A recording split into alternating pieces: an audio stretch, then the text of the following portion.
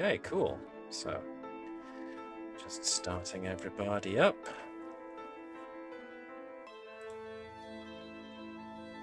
Right. Okay, cool. Dave, you got us? Hello. Hello. Say something, Dave, so I can check your sound levels. Hello. Okay, turn you up a smidge. Alright, groovy. So, yes, first thing folks will notice is the interface looks very different. That is because recently I updated the version of Foundry that we're using to be version 13, whereas we were using 12 before, and they've changed a good lot of the interface. Yes, it's mostly very transparent. Also, the what I call the results column has been, well, it's collapsible, and it's been as a default collapsed off to one side. So those of you who don't need to see it as much as I do can see things. But yes, there you go. It will pop up briefly when you do roll something and disappear again. But you can use the left-right button to bring the whole thing in or make it go out again. It's entirely up to you. The momentum threat thing has been made teeny tiny and has actually got extra buttons for me to use, which is all kinds of cool. But we'll get on to more of all of that stuff in just a moment as I quickly throw us into the intro video, and we'll be back momentarily. Excuse us. Oh.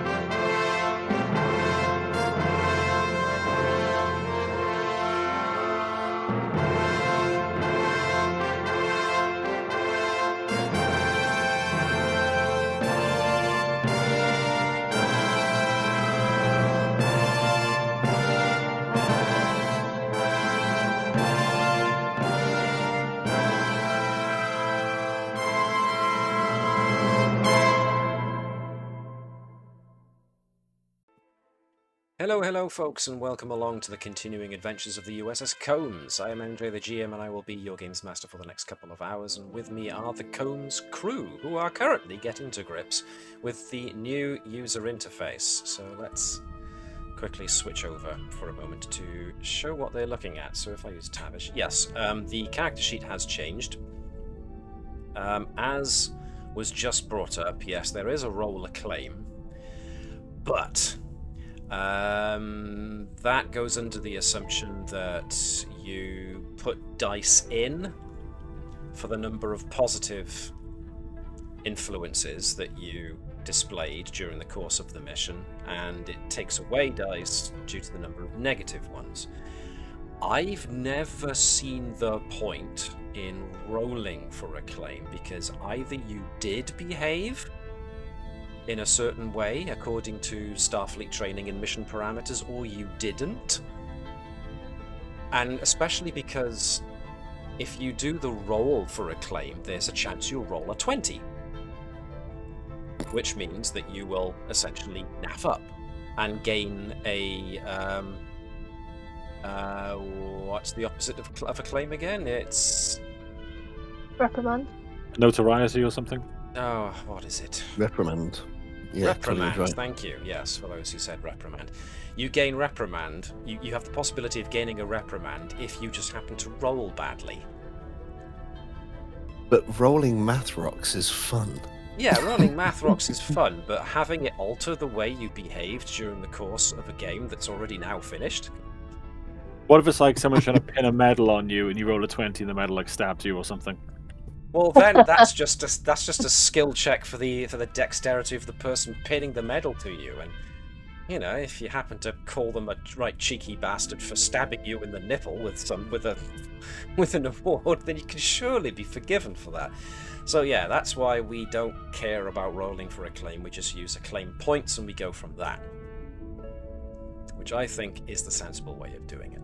But as might or might not be seen, there is a development area on your character sheet which you can now mark where you have accrued arcs and milestones.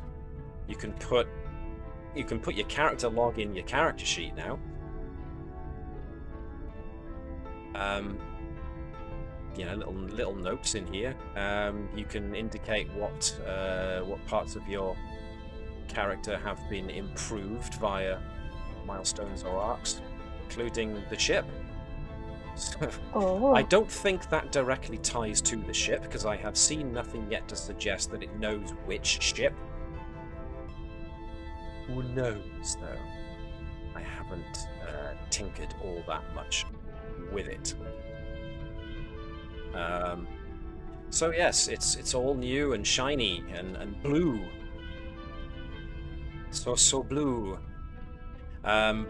But in case it's not immediately obvious, on the character tab of your character sheet, there is stuff for Klingon characters too. So they've included house, caste, status, legacy, temperament, house history, influence, wealth, might. Those things do not speak to, you know, Starfleet, or a Starfleet character at the very least. So some but not all of what's on your character sheet is applicable, and yes, as has been noted, getting used to it will take some time. Can I ask a question? Of course. Have our pastimes changed at all? As your what, sorry? Pastimes. Pastimes. I haven't seen. I can see hyperspanner tossing is still Tavish's. Oh no, that's a new one. Yeah. I thought Klingon racism was Tavish's latest hobby. Far be it for me to point that out, but yeah. Suddenly, Gurkha's additional pastime is smelling things. I'm not to blame for any of that. Somebody's been monkeying around with other people's I am not stuff. responsible for all of those. Just some. But one. I'm not responsible for Tavish's this time. This time. Okay. We're Right, now it's establishing a down. trail here. There's a certain curtain of blame to be portioned. Okay. I could tell by the giggle. Yes. I don't. Right. Yes. Anyway, so yeah, the majority of stuff you'll be wanting to do is already on the left-hand side underneath your character's profile image. So choosing an attribute, choosing a discipline, and then perform task. The blue button is still the same as it was before, including checking whether or not you got focus, dedicated focus, determination. Here's an interesting test. If I roll 2 dice and put in determination, does it roll 3 dice? No, it rolls only 1. Oh, interesting. So even though I told it to roll 2 dice, when I checked determination, it automatically only rolled 1 of them and left the one as a 1 result. So there we are. It's taken that into account as well now. Isn't this marvellous? So now, from now on, when you choose to use determination, you won't have to adjust the number of dice up or down. Just do it as you would expect to normally, and it looks like the code will change one of the dice to be a 1.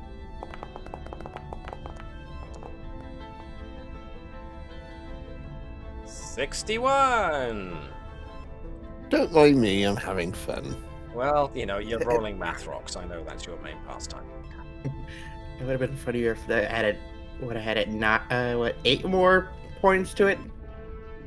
Well, far be it from me to make a joke of that regard. On this very sensible channel, and not at all rude in any way. But, in any case, any questions about the character sheet while we're looking at it? Is everybody good with it? Everybody more or less got the idea of where they can find stuff? It's not that difficult once you see what it is. Ooh, I'm going to need info from, Hopkins, because we've got our house information, which I don't have.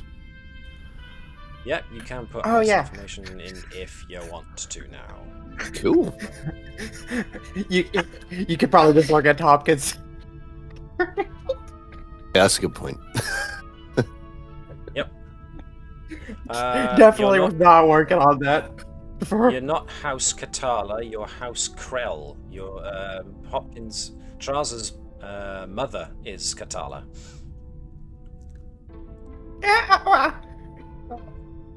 I'm Fast. still partly sleepy. That's fine. But Legacy Warriors. Legacy? Yeah, I suppose so. Caste? I don't know this caste system.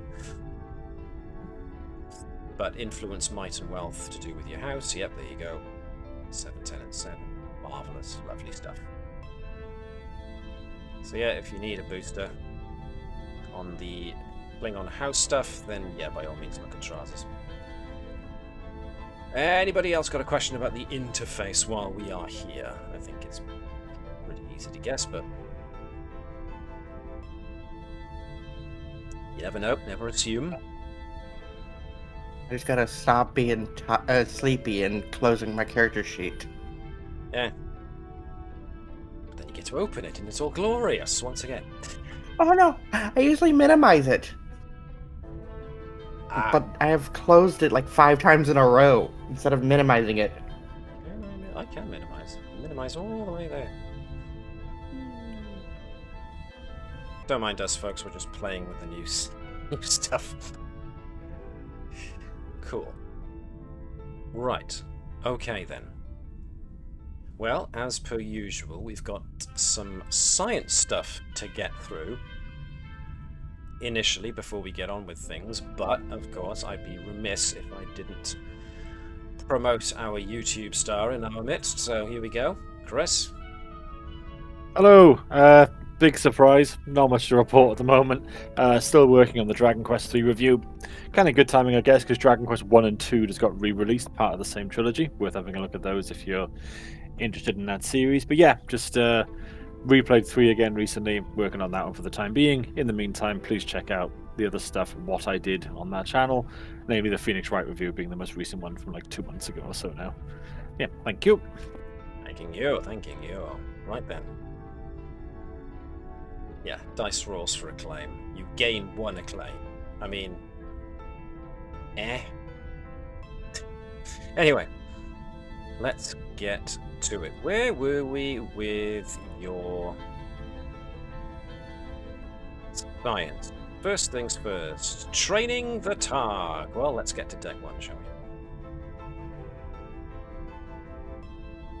And unpause the game. Training the Targ. Well, how did we want to proceed with this? Does Trouser want any help, like from Councillor Sachs before? Not that she... I don't think she did too much. Yeah, I just showed the results. It's all a fix, I told you. Yeah, I guess I think Counselor Tavish Sachs got can in there and attempt. altered the code for gaining a claim. Damn right I did. Should do it again. Yeah. Yeah, I'll have keep on Counselor putting- Sachs help. Eventually Keep on- she will do something useful. Keep on putting stuff in my pastimes, and I'll keep on making sure these dice rolls don't happen. Fair and good. Who's feeling lucky? Who feels they can redeem Councillor Sachs? I know it's tall. Big ass. You know, I think Dave. Go on in. Let's see that magic happen. So Councillor Sachs is trying to help train Tiny the Targ. So this is both characters going off of presence in command or presence in security, one or the other. Sachs, I suppose, can use the focus of empathy. So Dave, if you can be Councillor Sachs, please, 1 dice.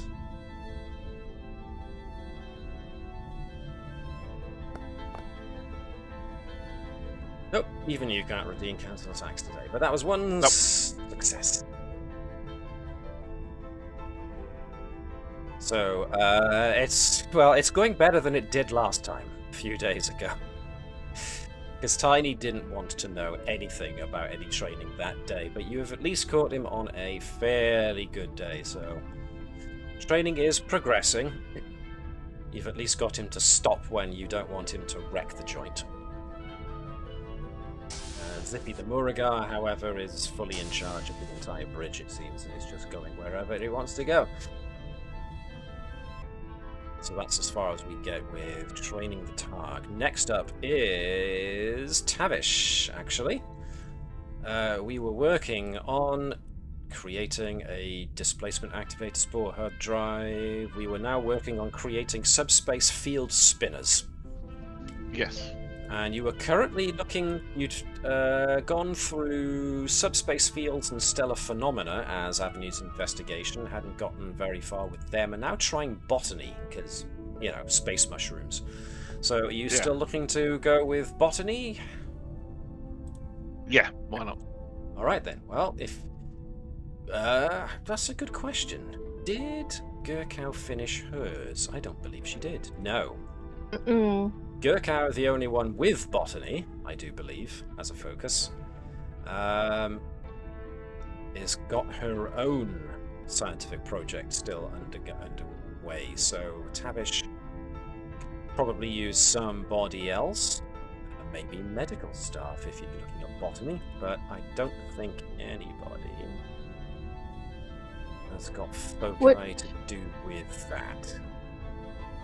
Which crew member is most likely to do mushrooms? Yeah, well. Nurse Oro. If our chief medical officer doesn't mind me taking Nurse Oro for some botany stuff. Just for the simple fact that they have really good science. Yep, really good science and medicine, so that makes sense. Nurse Uro is more used to looking at microscopic life forms, but considering that you're dealing with Prototaxites stellavitoria, which aren't exactly microscopic, but they are teeny tiny, nevertheless. Well, Chris, you may as well be Nurse Uro then, if one of your medical boys is being used. So that's going to be reason and... That makes sense for reason and medicine. Tavish, though, you're going to have to go with science for this, I imagine, rather than engineering, because... Yeah. Bottom. I've got decent science, yeah. Yeah, pretty good. So, 2 dice for Tavish, 1 dice for Uro. Uro hasn't got a focus, so it's just going to be talent alone. Same with me. Oh, not bad, actually. Uro's on the case. No focus for me either. No. Strangely enough, Tavish doesn't deal with plants all that often. And it doesn't. You wouldn't think so, though, with the successes we're having there. So yeah, okay, cool. 3. Moving along nicely. So it makes sense to study botany, especially the actual fungus itself, because somehow it is able to exist in different realms of subspace. So how it creates its own subspace field is largely a mystery, so hopefully this study will bring out something. At the moment you've got a lot of numbers and not much practical use to put them to, but that's the next stage really, is to apply the numbers that you've managed to glean into actual working simulations and such, so we'll see if that goes anywhere for you. Nice. Good. Progress. And finally, we have Gurkhow's pheromonal scanner.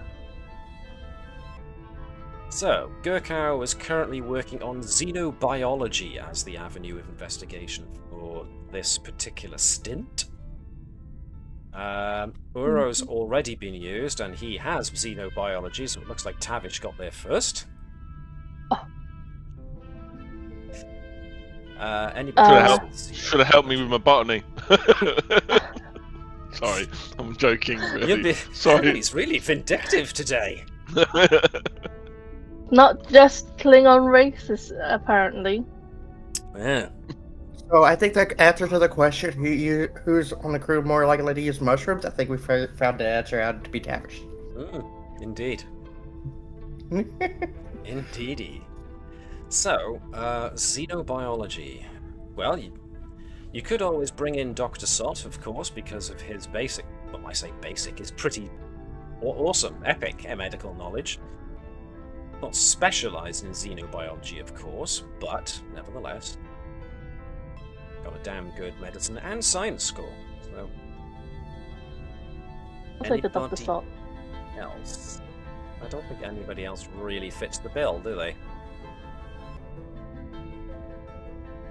EMD. You rang? EMD has biology, not xenobiology, so... Yeah, it looks like it's going to be Dr. Sott on talent alone.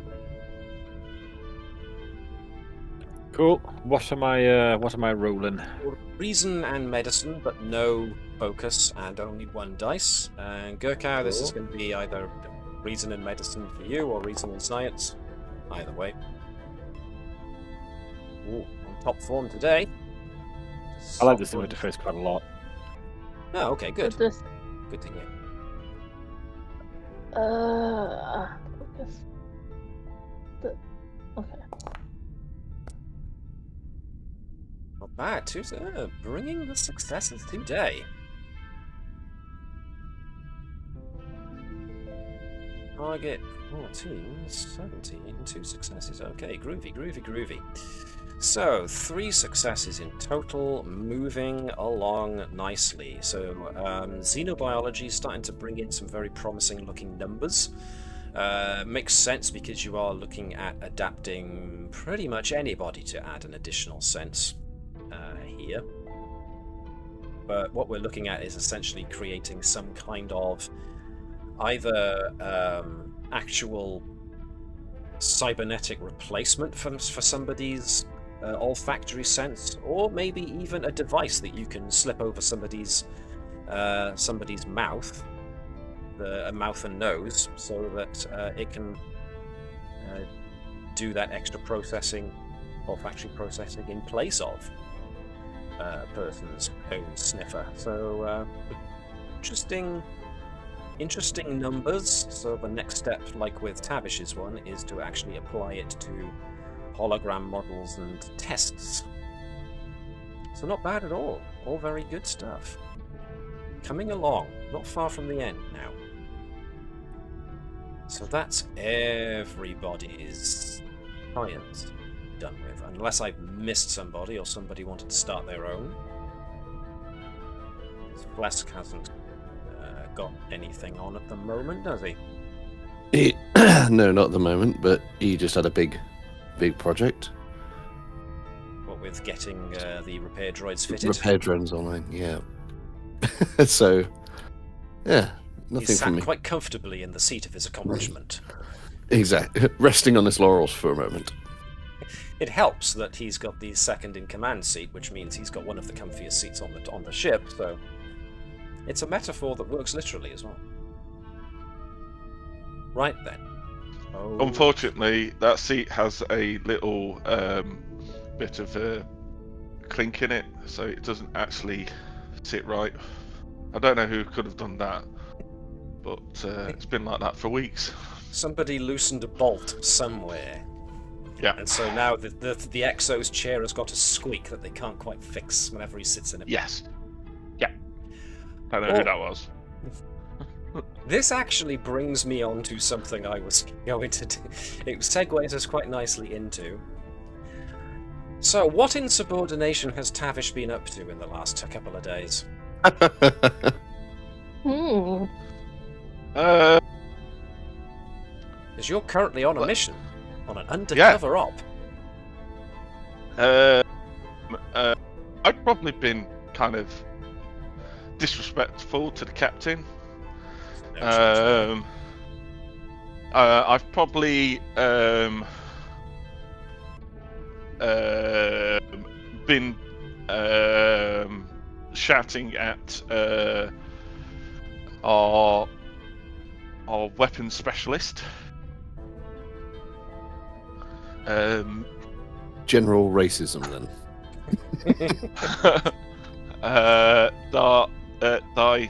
Dineth. That's correct. Yeah.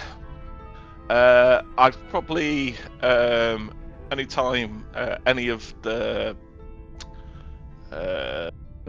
officer, what was it, bridge officers, Mhm. have tried to talk to Tavish about her attitude. She's told them to go and swivel on her hyperspanner. She's been absolutely and utterly rude. She's also probably, relaxed a little bit in engineering, and it has probably missed a few, been late for some maintenance. She wouldn't actually stop maintenance, but she probably been late doing maintenance, and she's definitely been late to any of the bridge officer meetings. We're not just talking 5 or 10 minutes late. She's strolled in half an hour, 45 minutes late.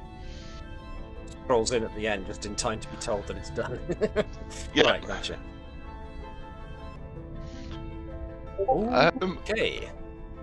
I think I don't know.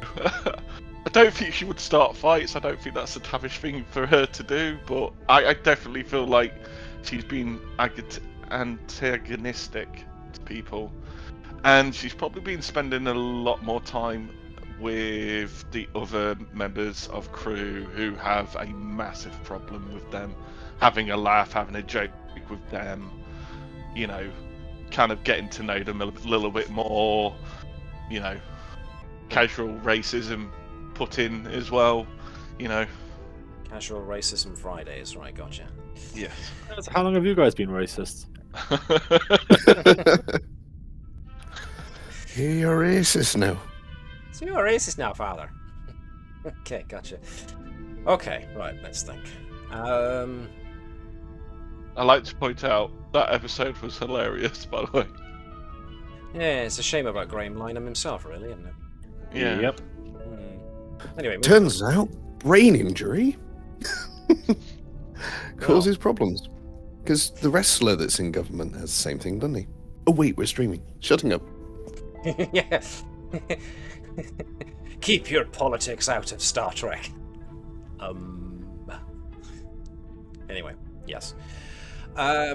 Whilst all this undercover racism has been going on, the actual point and purpose of this, of course, is the group of malcontents aboard ship and aboard station on Narendra Station who are still very much nursing a grudge against the Klingons because we've not long come out of the year-long Klingon Federation War.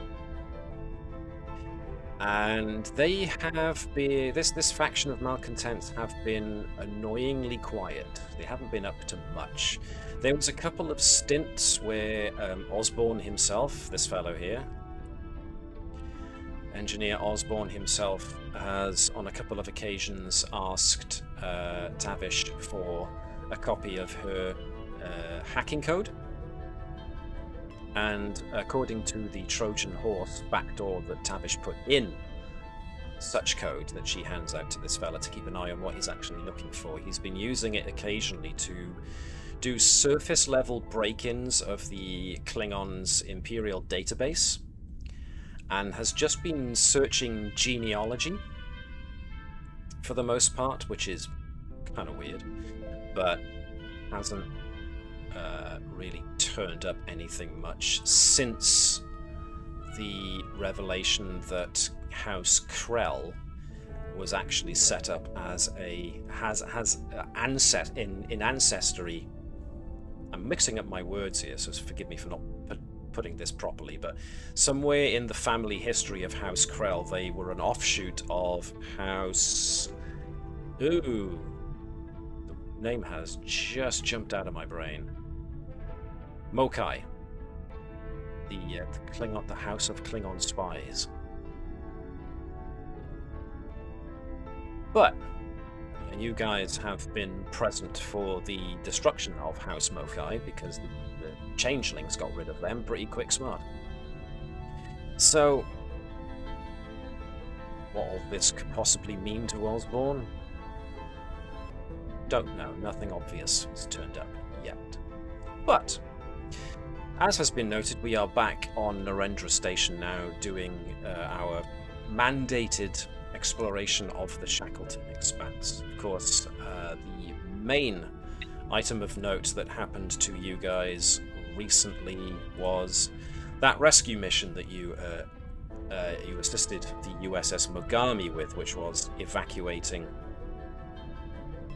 the scientists before the star went nova. And of course the star didn't go nova, it was sucked into some kind of vortex along with the planets of some of the planets of the system. So lots of strangeness has been going on. Otherwise, everyone is essentially out and about on Narendra Station doing their thing. So it's in such a capacity that we join Gurkow, as she is walking about on Narendra Station, probably coming out of the bar having fleeced more guys at Dabo. And that's when she feels somebody punch her lightly in the shoulder as she realizes that somebody is walking alongside her.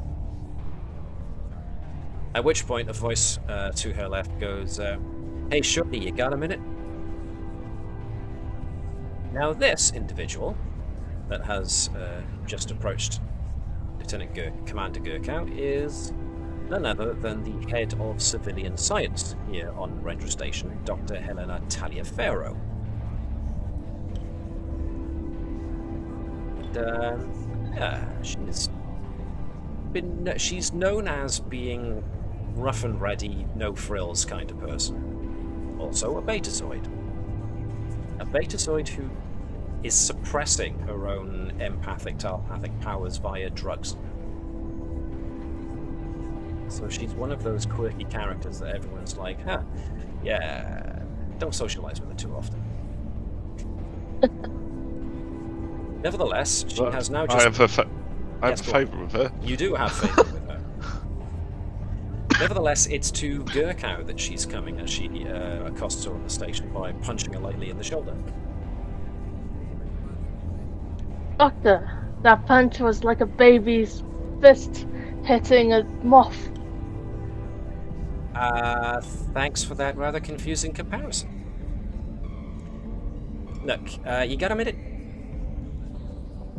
I hate to interrupt whatever, Starfleet shenanigans you got going on right now. I don't know if you've got, like, floors to mop or sensors to calibrate or something, but I need a word. Proceed. Proceed. Official. Nice. Nice. Lovely. Right.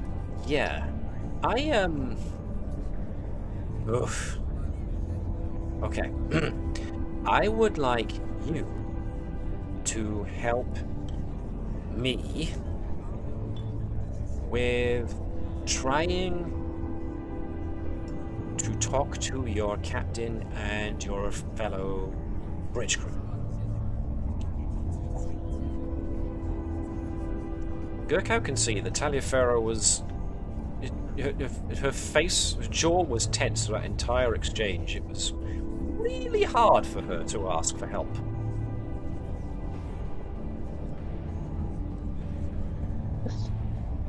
I'm always happy to help those who need help.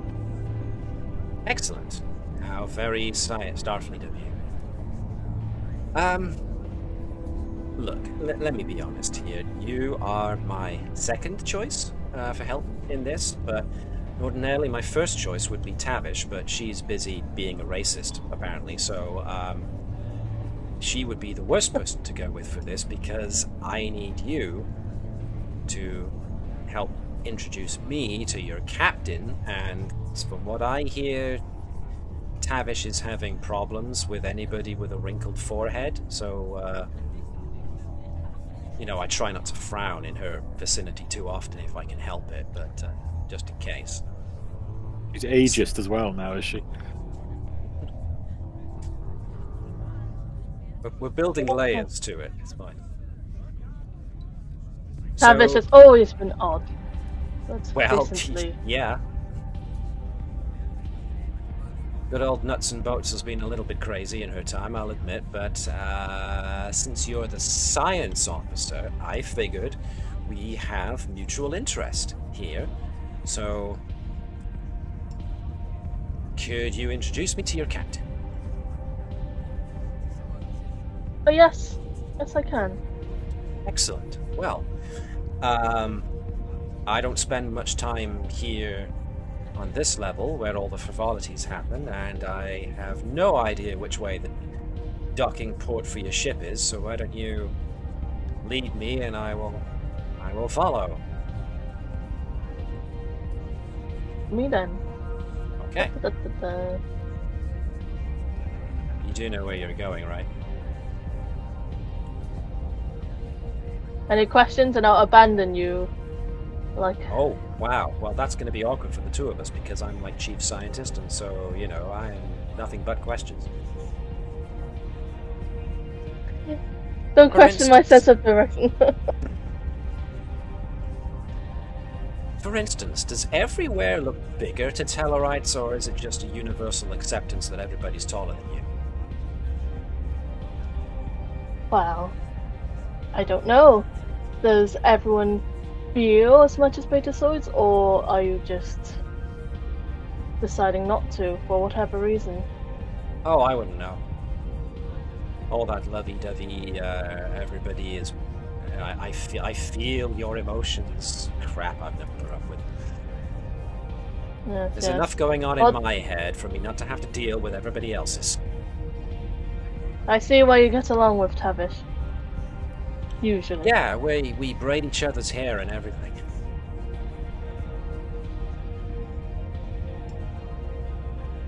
So, leading Talliaferro along, you eventually come to, of course, the docking door, and unless there's any other reason for preamble, you do manage to make your way up to the bridge. So let's bring Dr. Talliaferro into this. So, yes, even though at the moment the Combs is just plain docked and is undergoing basic maintenance, some members of the bridge crew could be here, or they could be off doing their own thing. It's entirely up to you guys what you see yourselves doing. Nevertheless, Dr. Talliaferro and Gurko at the very least come onto the bridge expecting to be able to speak to the captain.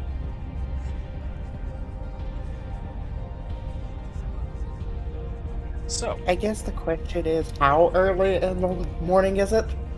how early do you want it to be? Considering that Gurkow has, we've just established, already been up long enough to fleece more people at the Dabo table.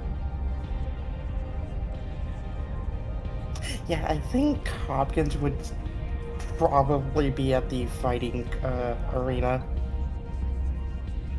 So this means that Hopkins is essentially beeped by a comm badge and told that somebody, Dr. Talliaferro, wants to meet you on the bridge of the Combs. Yeah, yep. Because, you know, she can't miss morning practice with her aunt. Okay, cool. Whilst undergoing morning practice, under the watchful eye of Lady Dark, A Klingon comes off from one side and says, "I apologize, Lady Dark, Captain Traza, but there is a Betazoid who is insistently chirping the comm badge requiring your presence on the bridge of the USS Combs." At which point Lady Dark turns to this Klingon and goes, "She is still undergoing training. This individual will wait." The other Klingon turns a somewhat dubious expression towards Lady Dark, but nevertheless steps back. Less than a minute later, this Klingon comes back and goes, "I'm sorry, Lady Dark, Captain Traza, but this Betazoid is very insistent that she speak to Captain Traza immediately. And my colleague is now informing me that she is trying several different people's comm badges simultaneously until somebody gives her an answer." I am now being informed, Captain and Lady, that this Betazoid scientist is now threatening legal action and is currently drowning all our communications with her request. My lady, Captain, we're going to get nothing done if nobody answers this woman.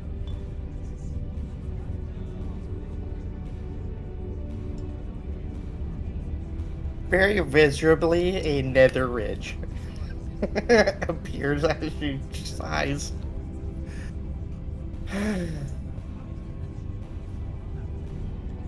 At which point, a very loud communication comes on over well, essentially the speaker system, the audio system of the Klingon training pits. It's General Kargan. Let me find an adequate. Here we go. Then, Traza, in the name of Kalis, answer that woman's communication. She will not leave me alone.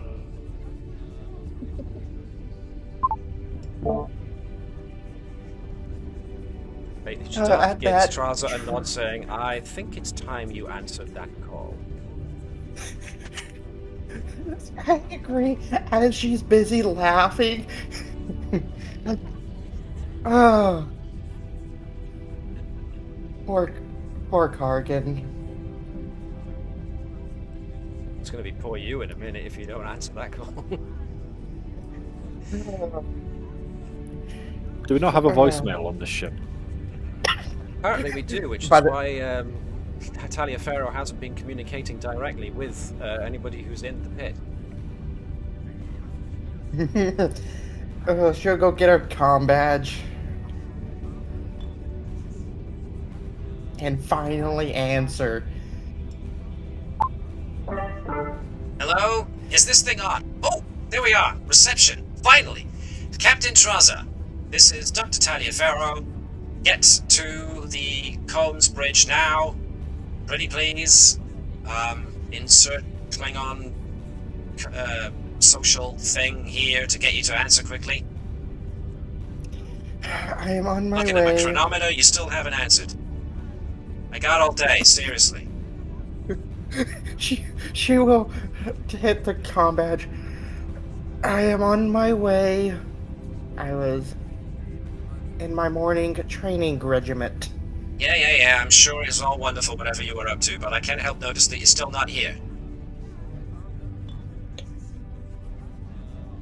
She will sigh and walk very nonchalantly back to the Combs.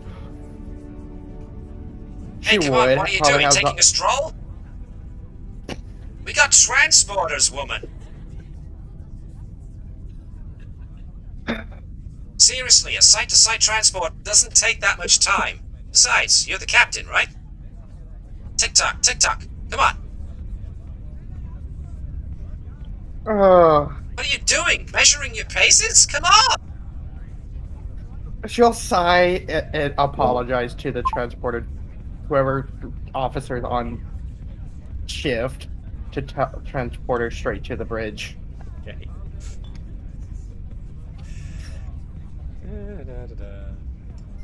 Like, sorry, insert officer's name. But it's like, sorry, can you teleport me so this woman would shut up?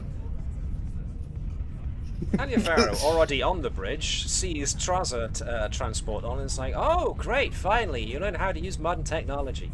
Let me introduce you to something else. It's called a watch.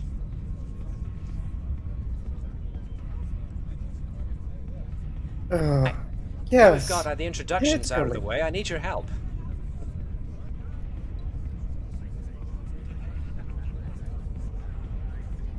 Alright. Talliaferro looks around.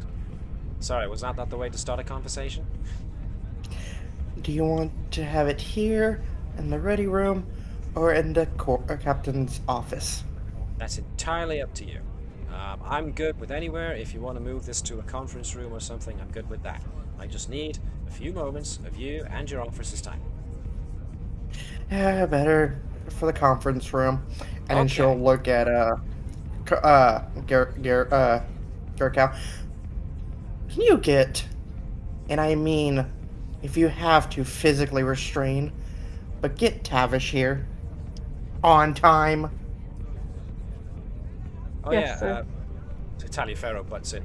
Send old nuts and bolts, Frankenstein's monster, or whatever the hell I want to call her this week. Tell her that I do need her input, and it's mandatory.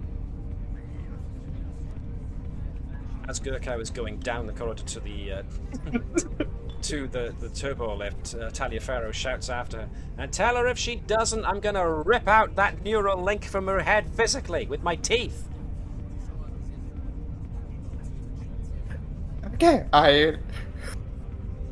Trust is now thinking, okay, I finally, this person has finally earned my forgiveness for ruining my training session.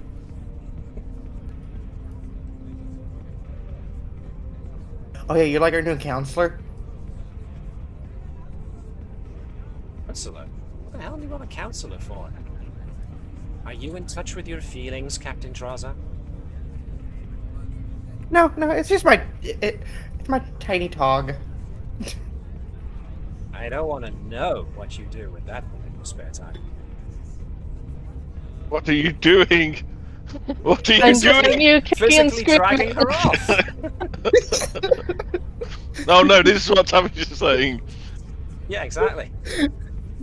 Come with me if you want to keep Nashville. No, not Nashville. Come with me if you want to live.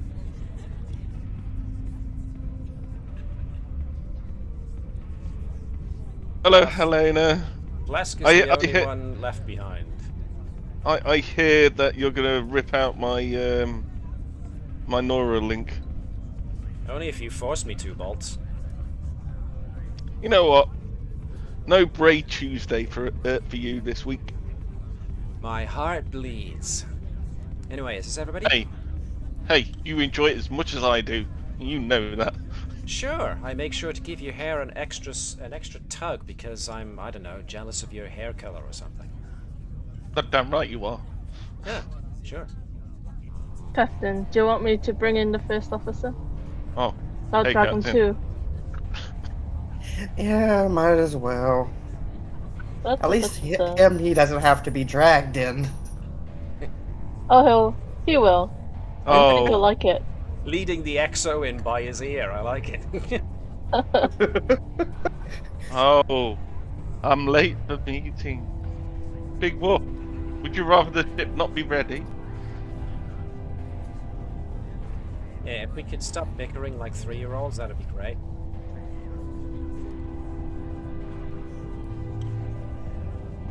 As you know, I'm trying to Okay. give a sensible scientific appraisal of our current situation, and you know, I'm going to need assistance in convincing some very stupid people that my way is the best way, and that's why I'm asking you all here. So, if we're done with our playground struggles or casual racism, I'd like to get on to actual important stuff. Excellent. Everyone's listening to me exactly like they should. First things first, Mark, you still with us? Yep, just eating. Right, gotcha. I was wondering why Flesk was suddenly so quiet.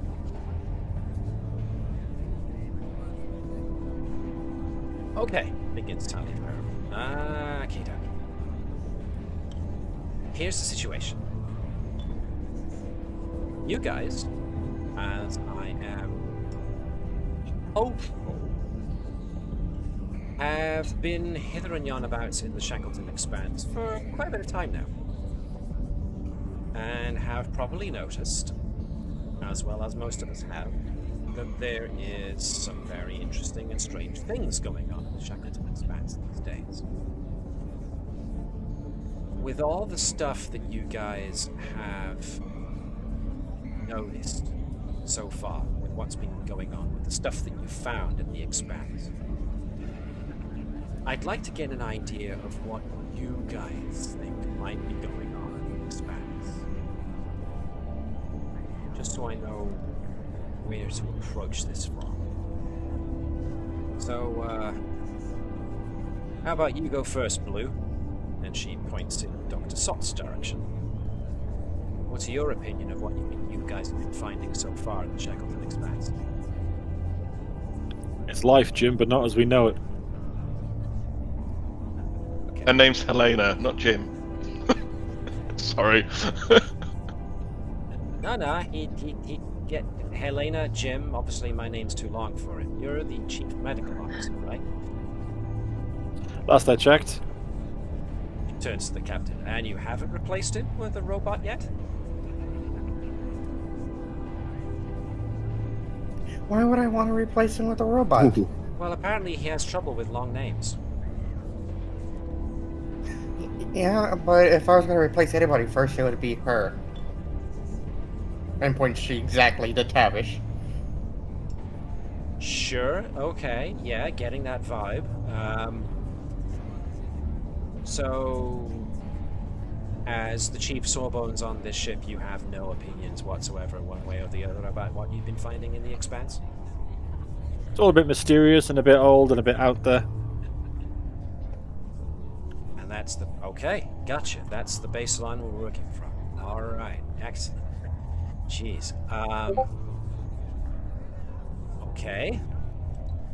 Let's try, you next. She points to Flesk. Your summation of what you guys have been encountering so far in the Shackleton Expanse. It seems to have been an ancient civilization that is very adept in sowing chaos throughout the area. Okay. It was looking hopeful there at the start. Sowing chaos, okay. Well, okay, granted. No more observations? The only observation is that it is inconsistent and chaotic. New, weird and wonderful problems arise every day. And half the time it leads back to a long-dead civilization, so they're still sowing chaos millions of years into the future. It's almost to be admired. Okay. Okay. Interesting. Okay, Frankenstein. She turns to Tavish. What are your opinions on the Expanse? Just the Expanse. Thank you for clarifying exactly what you wanted my opinions on. The agent race we've met is technologically superior to us, massive in scope, and kind of a little bit inconceivable when it comes down to their technology. Okay. The other stuff which has happened has been weird in many different ways. I like they've had a habit of messing with our brain chemistry from time to time. Yeah. Okay, yes. They have. Good point, good observation.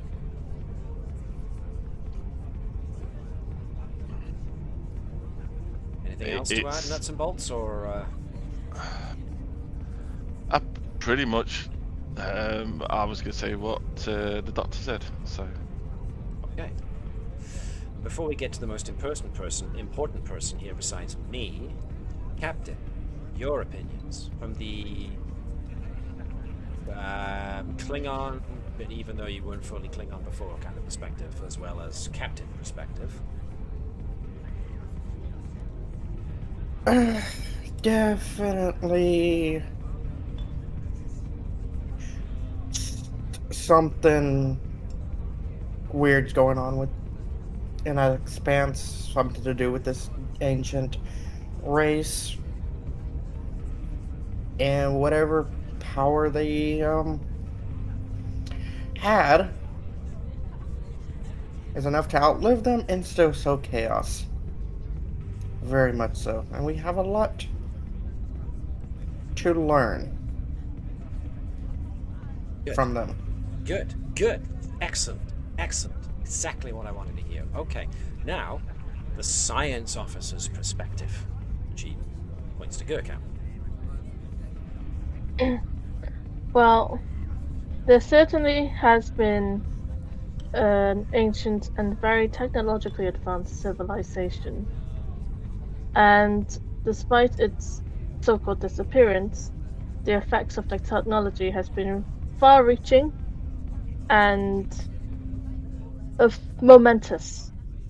As previously mentioned, brain chemistry has been altered, mine included, with regards to these obelisks found around the expanse, and that changes people's behavior, as well as these ancient technologies that can power a planet or destroy it just as easily. But we're still getting nowhere closer, despite seeing all these artifacts. Good. This is what I've been hoping for. Okay. Everything you've said here, well, except mostly the medical guy, it's exactly the kind of thoughts I and my team have been having. There's a lot more to learn. There's too much similarity across planets, systems within the expanse that shows it's, as has been stated here, of professional opinion, a single ancient spacefaring culture of incredible sophistication and power. And we have more to learn. This is where you guys come in to helping. Okay? There is a system that has just come to our notice. We sent long-range sensor probes into the Candidate 3 system. It's further in than we've gone currently, but it's displaying some incredible, weird and, well, difficult to read energies. The configuration of the system alone is something to marvel at. Unfortunately, your Admiral and the Klingon General have decided to say that it is not a good idea to go into this system to explore, purely because... Oh, well, end of discussion. Okay, bye-bye. I'm not disobeying orders. Bye-bye. Sorry, no. Let her finish. But Flesk is not going to like the idea of disobeying the admirals and captains. No, they think it's too dangerous to go into because it's on the border with the Romulan Neutral Zone. But it is still technically an unclaimed space. But they think it's too close, and therefore, with everything that's happened recently, it's not worth the risk. I say it's worth the risk. We need to know more, and with the sheer amount of strange energy readings that we're getting out of that system, it's more important now than ever to keep chasing these leads. We don't know what's in the Candidate 3 system, but we know for certain that there's something. I just need you guys to help me persuade your admiral and the Klingon general to let me do a presentation of the facts that we have learned thus far and new information that has recently come to light, to try and persuade people to think differently, see how important it is that we do go into this. And it would really help me immensely if your science officer would show her face and read off of a few notes, to read off part of this presentation, to give the idea that you guys are on board with the collation of this data pointing that it is a single ancient civilization. So, Flesk wants to ask, is she willing to do anything to further her research? How committed is she to investigating this system? Well, I would very much like to go, if that's what you're asking. First hand would be nice, but if not, then I'd like to get at least somebody in there. Okay, so it's not a be-all and end-all. You're just quite keen, but you're not willing to do anything.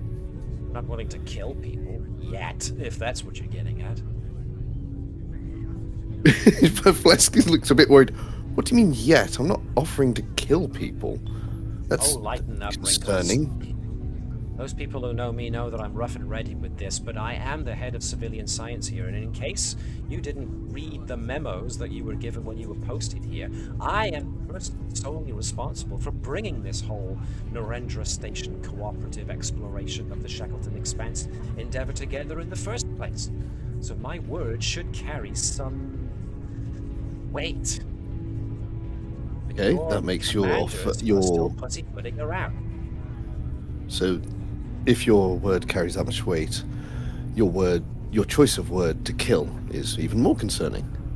What I was asking is that would you be prepared to go to any lengths, no matter how difficult or complicated, not murderous, it may be? What have you got in mind, Wrinkles? It's considered too dangerous. It would cause a potential diplomatic incident. You could spend all your time trying to convince people that aren't sold on it. And to be honest, you're having a job convincing me. Or you could reach across the border and go arrange some kind of agreement with the Romulans to investigate. Get their permission. That would alleviate the admirals and captains' concerns. It could be a big PR win. You could do some joint research with the Romulans. I don't know. Who knows what they would want in return? Why don't you go down that avenue rather than attempting to do the same thing over and over? Talliaferro looks from Flesk to the others with an incredulous look on her face. This guy did just say negotiate with the Romulans, right? I didn't just hallucinate that. No, we're trying to negotiate with Klingons, so...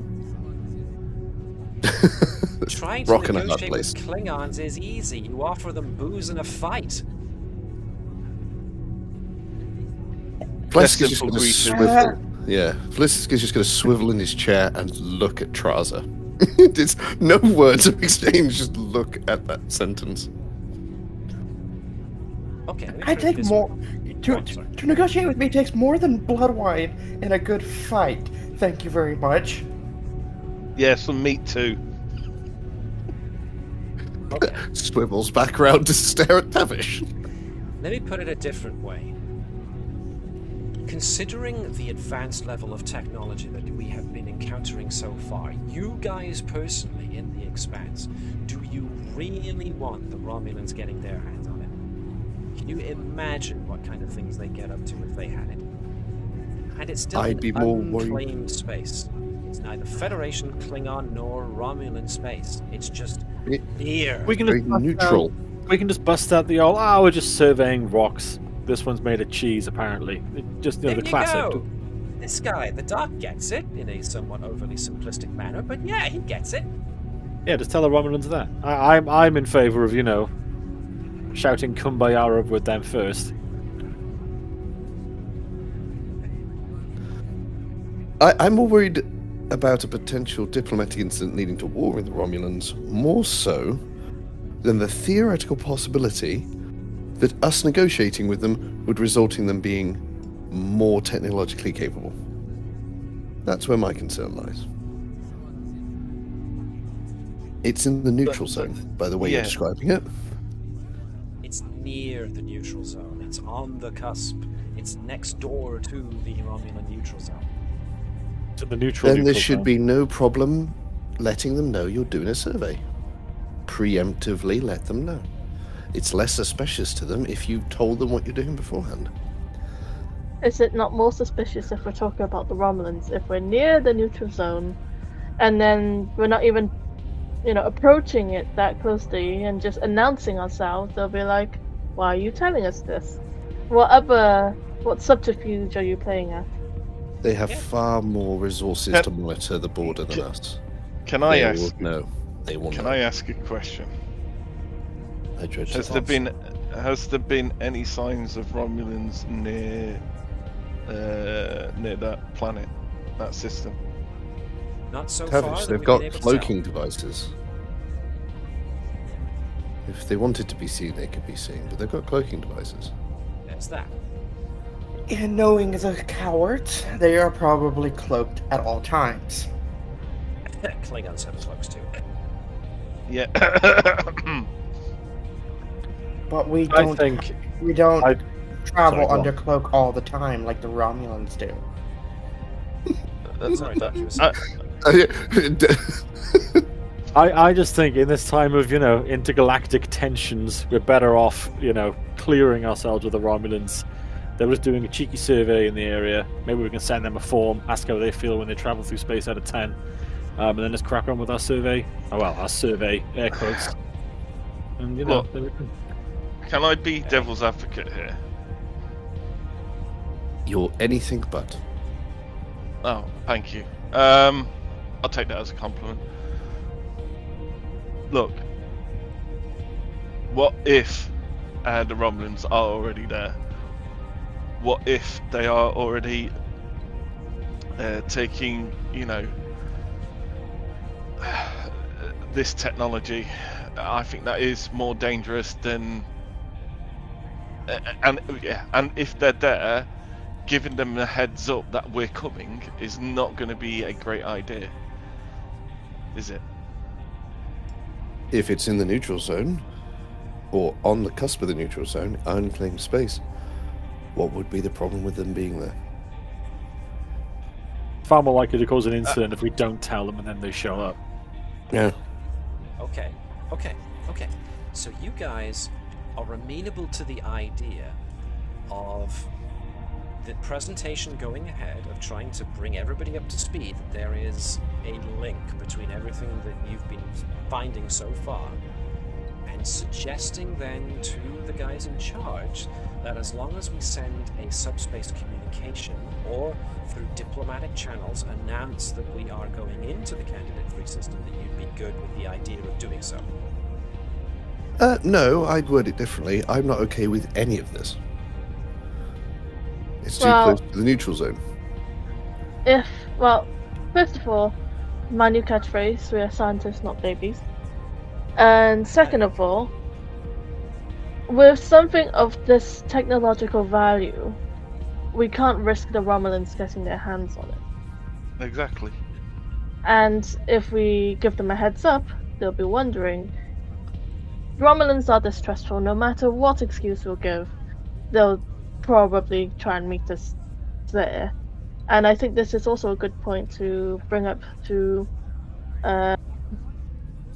the heads of Narendra Station, to say if we don't go for it, the Romulans will have ample opportunity.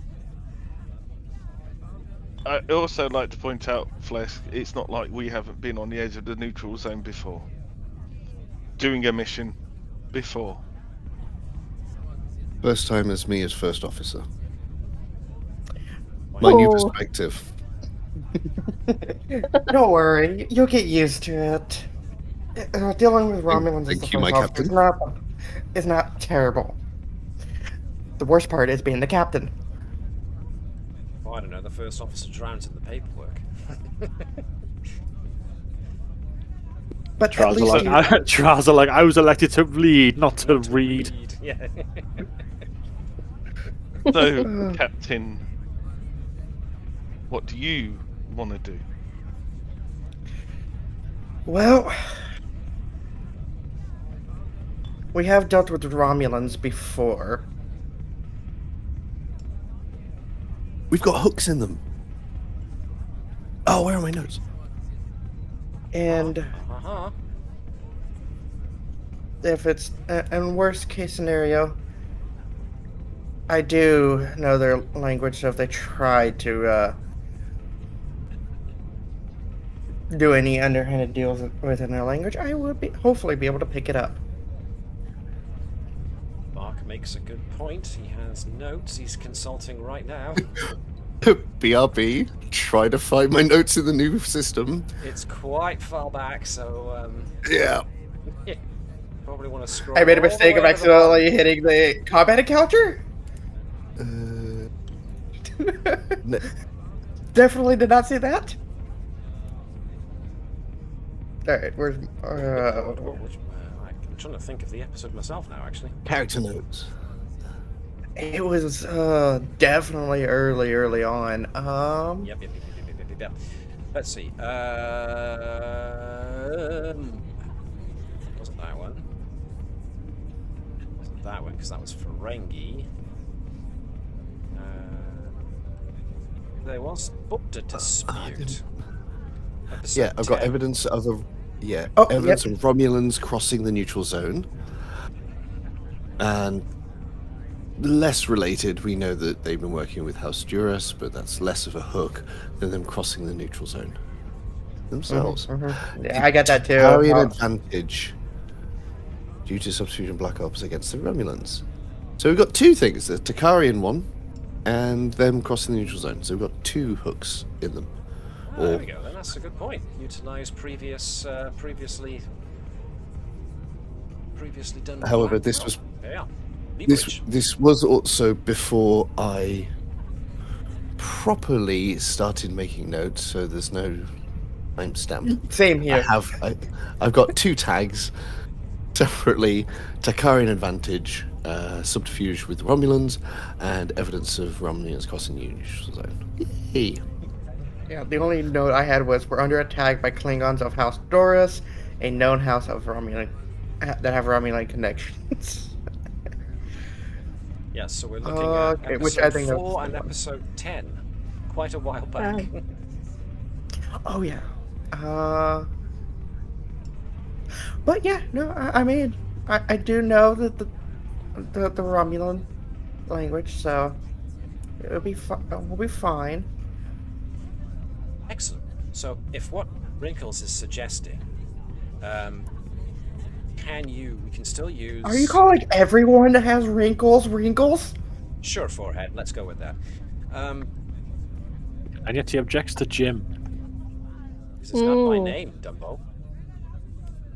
No objections. In either case, if you think you have got means of having diplomatic leverage over the Romulans in order to give them a nod that we're doing this and being very polite about it, announcing that we're going to do it, and maybe using whatever political leverage you think you've got in order to keep them the hell out of the way, that'd be fantastic. We need to get to the system to at least have a look, scan, have a good old dig around so we can find them, because this, as you will see when I present my findings in this presentation we're going to give, it's far too valuable not to go there. For us not to go there. Do I have your support? So at least ask them to listen.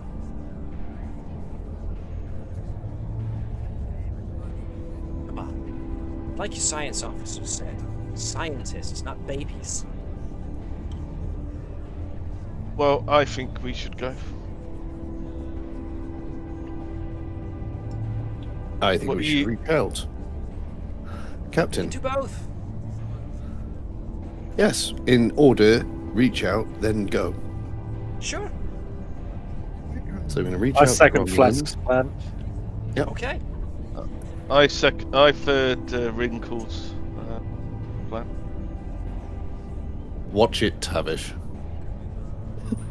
Come on, short stuff. You're on board as well, aren't you? Come on. I sure am, Jim. I sure am. Okay. Apparently it's the blue thing, but okay. Good.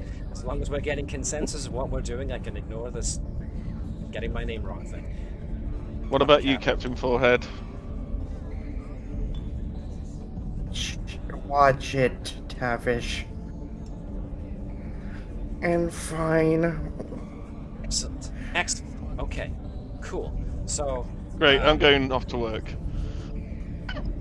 Go Cow, I'm going to give you some notes. You can present them as is, or put your own spin, whatever you want to do.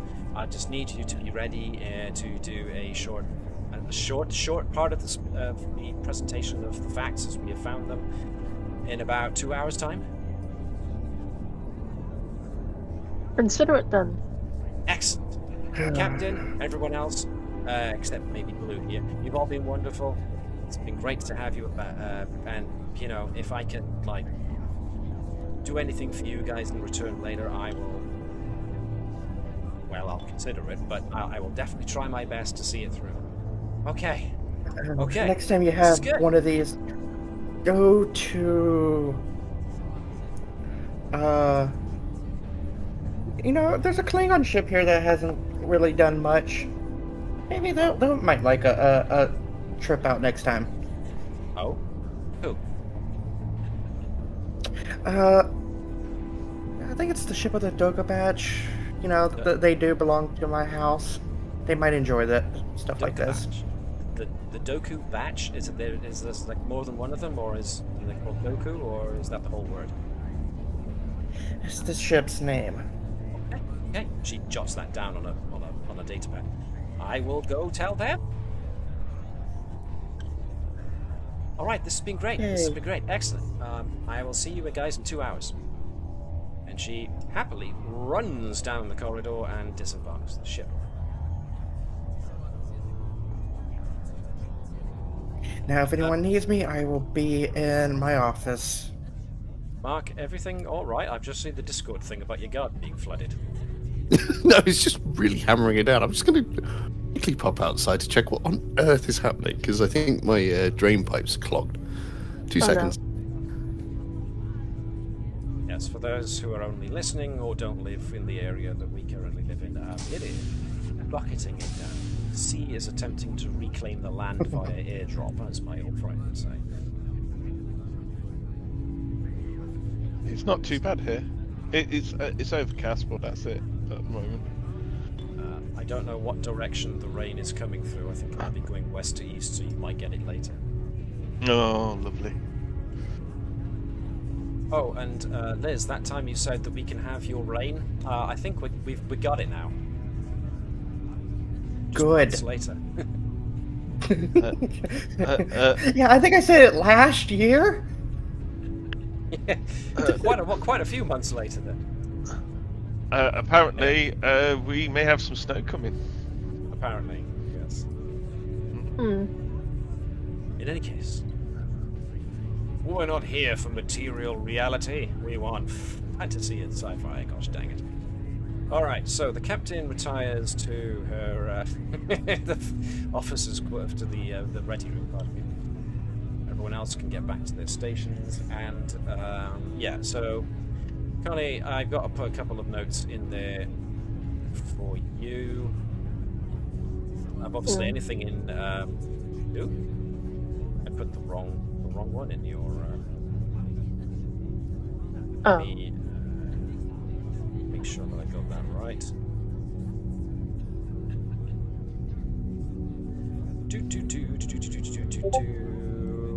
Oops, I've copied too much of that. Right. Which bit do I need to alter? All the way down to. Okay, cool.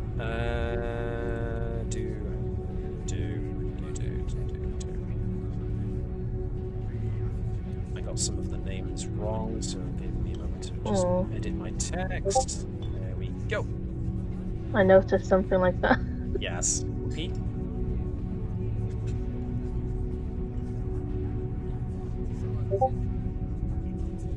Cool. So yeah, stuff in parentheses are just either reminders for you or whatever, so they don't need to be said out loud. But yeah, notes as is. For the most part, you can just read the scientific stuff off however you want to do it.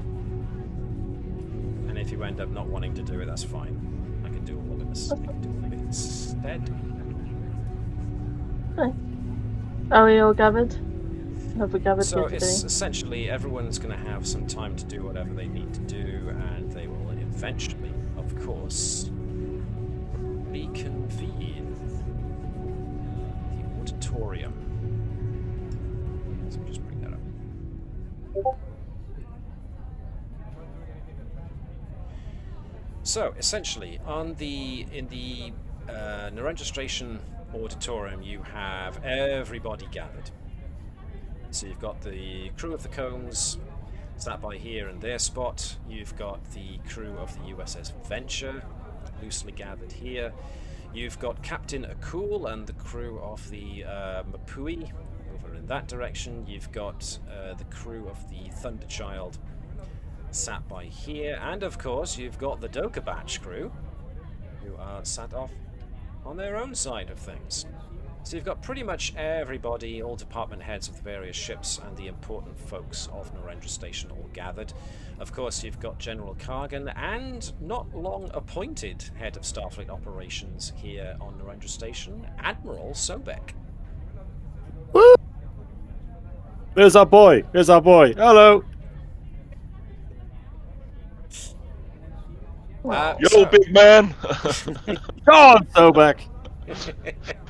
Sobek, he's our man. If he can't do it, no one can. Sorry. Ah, he's got fans. And you guys actually, I'm taking you guys aren't actually doing that. Or are you, just to see what reaction you get out of it?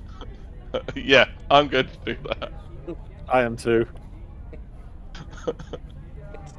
At which point... Hopkins just has her head in her hands going... Guys, you're embarrassing me in front of the other captains.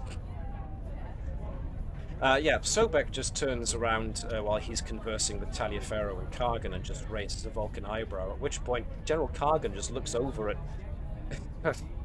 Tavish and Salt, and you see him mouth a question. From the way his brow is furrowed, he just mouths a question at Sobek, and Sobek just gives a casual shrug. I don't know who they are.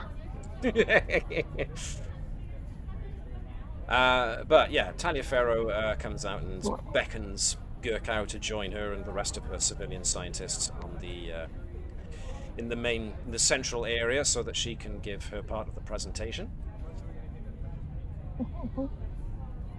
So, come with me. Go on, Tavish. I mean, Gurkau.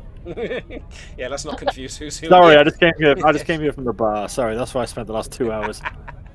Right, so one of Talliaferro's science folks will be working the holographic display. The main holograph will be displayed here from the center podium, so folks will just be giving their presentations and can, their voices will be projected across the auditorium for everyone to hear. The various holograms that will be displayed up of the system in question, and any other scientific information that needs to be displayed, will be projected outwards from this central space. And so, yeah. So Talliaferro starts things off. Okay, everybody assembled. Thank you very much for coming. We have a, I hope, brief presentation to make in order to justify our position of further scientific endeavor in the Shackleton Expanse, irrespective of perceived dangers. We will get on to the exact agreed upon method of going about this after we present some important information. So, here to start us off with a brief summation is Commander Gurkow of the Combs.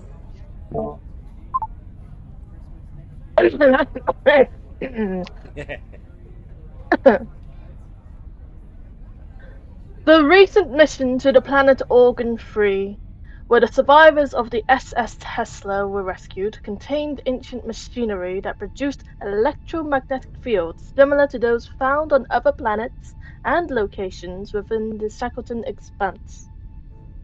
The alien technology found on that same planet is sufficiently similar to technology found on other planets, including the 2 M-class planets orbiting the star HIP 73513.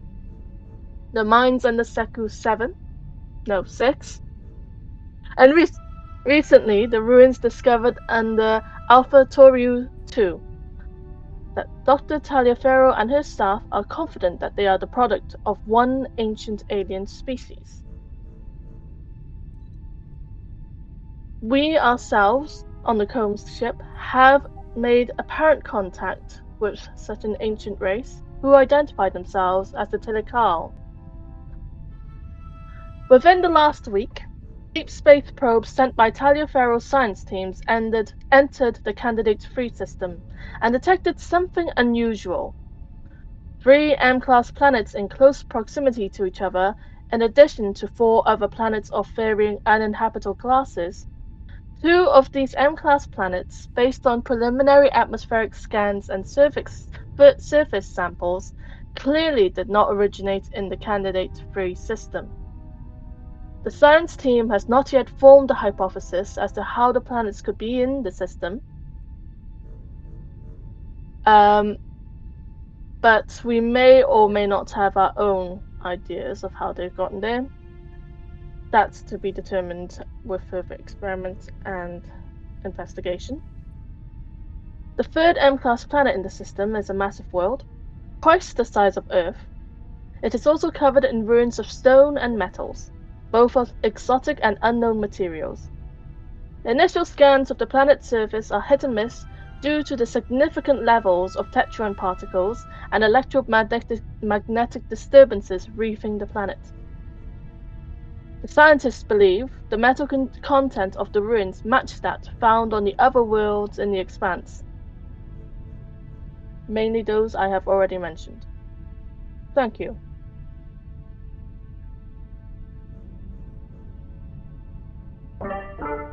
Thank you, Commander Gurkow.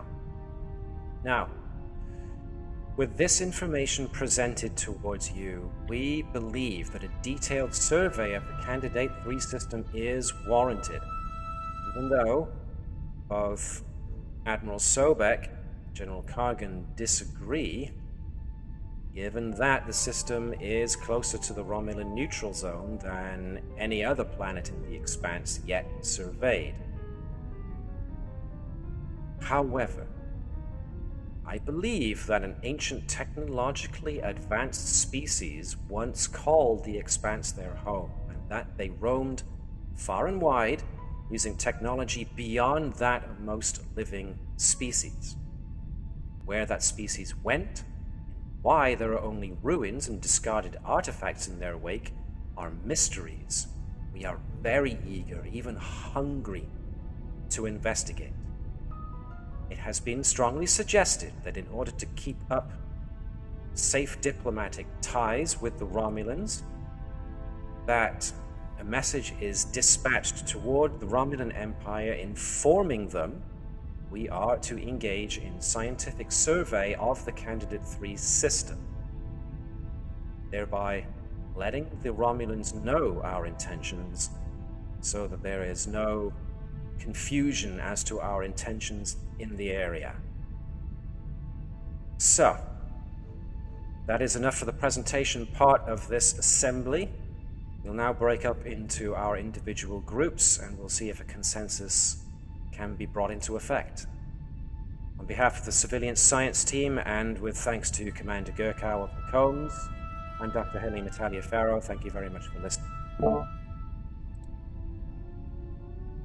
So, the various crews now start murmuring amongst each other.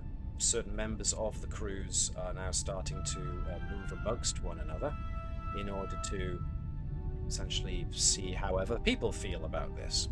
So, what are you guys doing in the meantime?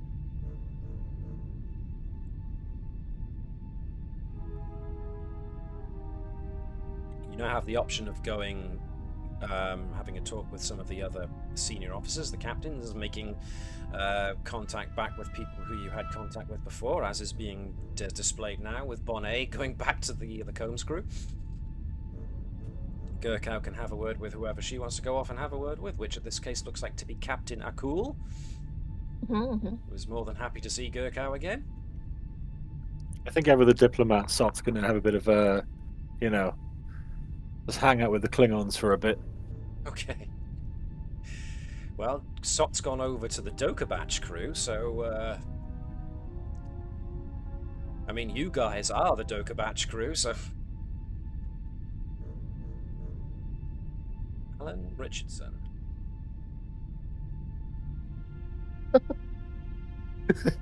That guy there, yeah. Spitting image. I was looking for Jack Reacher amongst them, amongst that lot somewhere, so... I was where is he? Bonnet complains about Klingons. Aww. Well, she has been, on an exchange course with these guys for a while, so, GN. This fella looks a bit like the angry video game nerd. Oh, right, yeah, right. I didn't get the. It was a deep cut. Yeah, It's a deep cut. Yeah.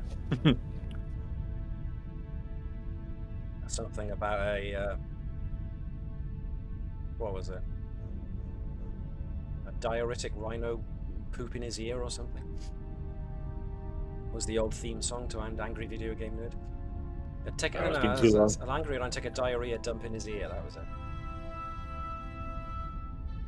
See, I'm down with the kids, I know things. Where have all my friends gone? Hey, Bonnet just came back. I'm looking for who was I looking for? Who are you looking for? Friends. I don't think you have. The main Lieutenant Osborne. She Viesa was the good point. the last admiral's sure. April. yeah. The rather attractive Andorian, yes. Yes.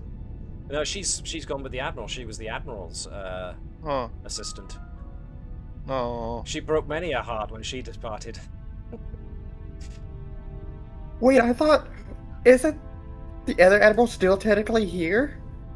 Yeah, I thought the other admiral was still here.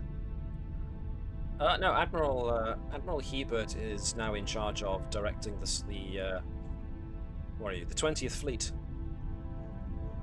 So, since technically this is to do with the Shackleton mission, that's been given, operational command of that has been given over to Sobek, so...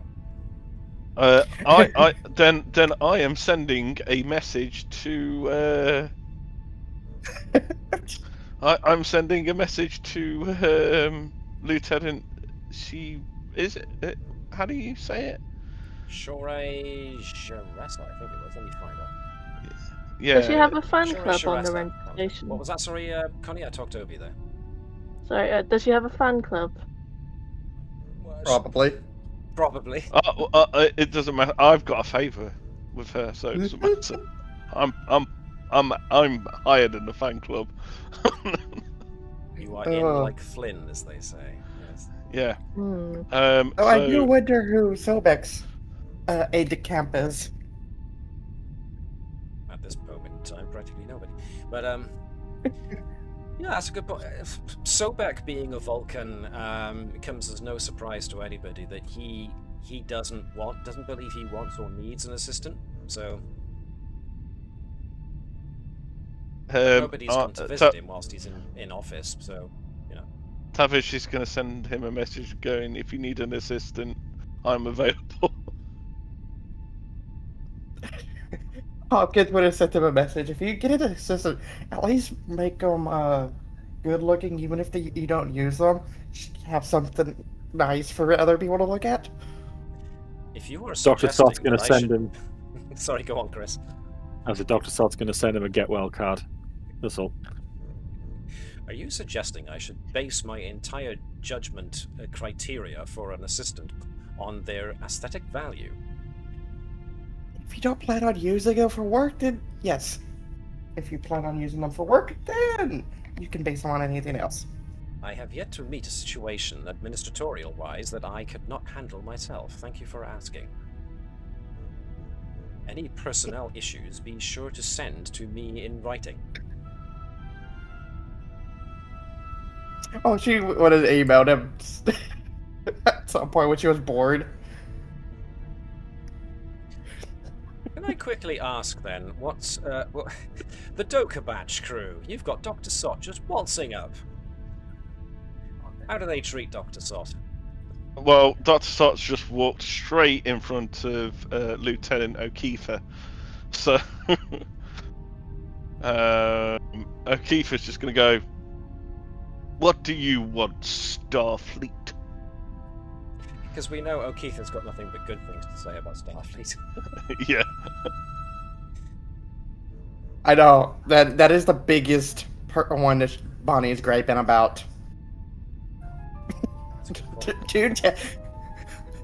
Literally to this little group, especially to Kinson. Starfleet. Hello. Do you talk Starfleet? Just thought I'd come and, boldly go and make some friends is all. Oh. Well, that's kind of polite. Anyone for tennis? I'll play you at tennis. Perfectly honest, that bit. Yeah, that's how you make friends. Job done. All right. Take notes. Oh. Everyone else. Oh. Perfectly honest, that goatee's it's pretty good. Doing things. Flesk is in the background high-fiving everyone. Does not need lessons on making friends. Well, that's a good point, yeah. So, do you play at tennis often? I do now. Oh. Oh Okay. my. And you're a doctor? Right, let's go. Last one to the court loses honour in their house. Okay, let's go. Alright, okay. Are we going or are we staying? In Jevak, it seems member of your crew are being tempted away from this presentation by a Starfleet doctor. Lieutenant O'Keefe, Presentation's stop over, twirling your hair. Well, I'm not twirling it. I wasn't, honestly. Look, it's just the blue, okay? I like blue. Turn on the red light. Even I might think matches his differently. clothes. Sot. I So ask you to stop apparently Dr. distracting my O'Keefe crew. has nothing for blue. Okay. Oh dear. Speaking of Klingons and the colour blue, Gurkhau's up with Captain Akul. Yeah. Commander, it's good to see you once again. And you too. You haven't been at the double tables lately. I've got nothing left, that's why. I'd have then. to sell you my family's duck tag next, and let's face it, it's not worth the trouble from my wife. She would kill me. Literally. It's okay. You can lose your talk to me, but I wouldn't take it in the first place. Yeah. That's very honourable of you. But seriously, Gurkha, you are up there on stage. Do you buy everything that this Talliaferro is on about?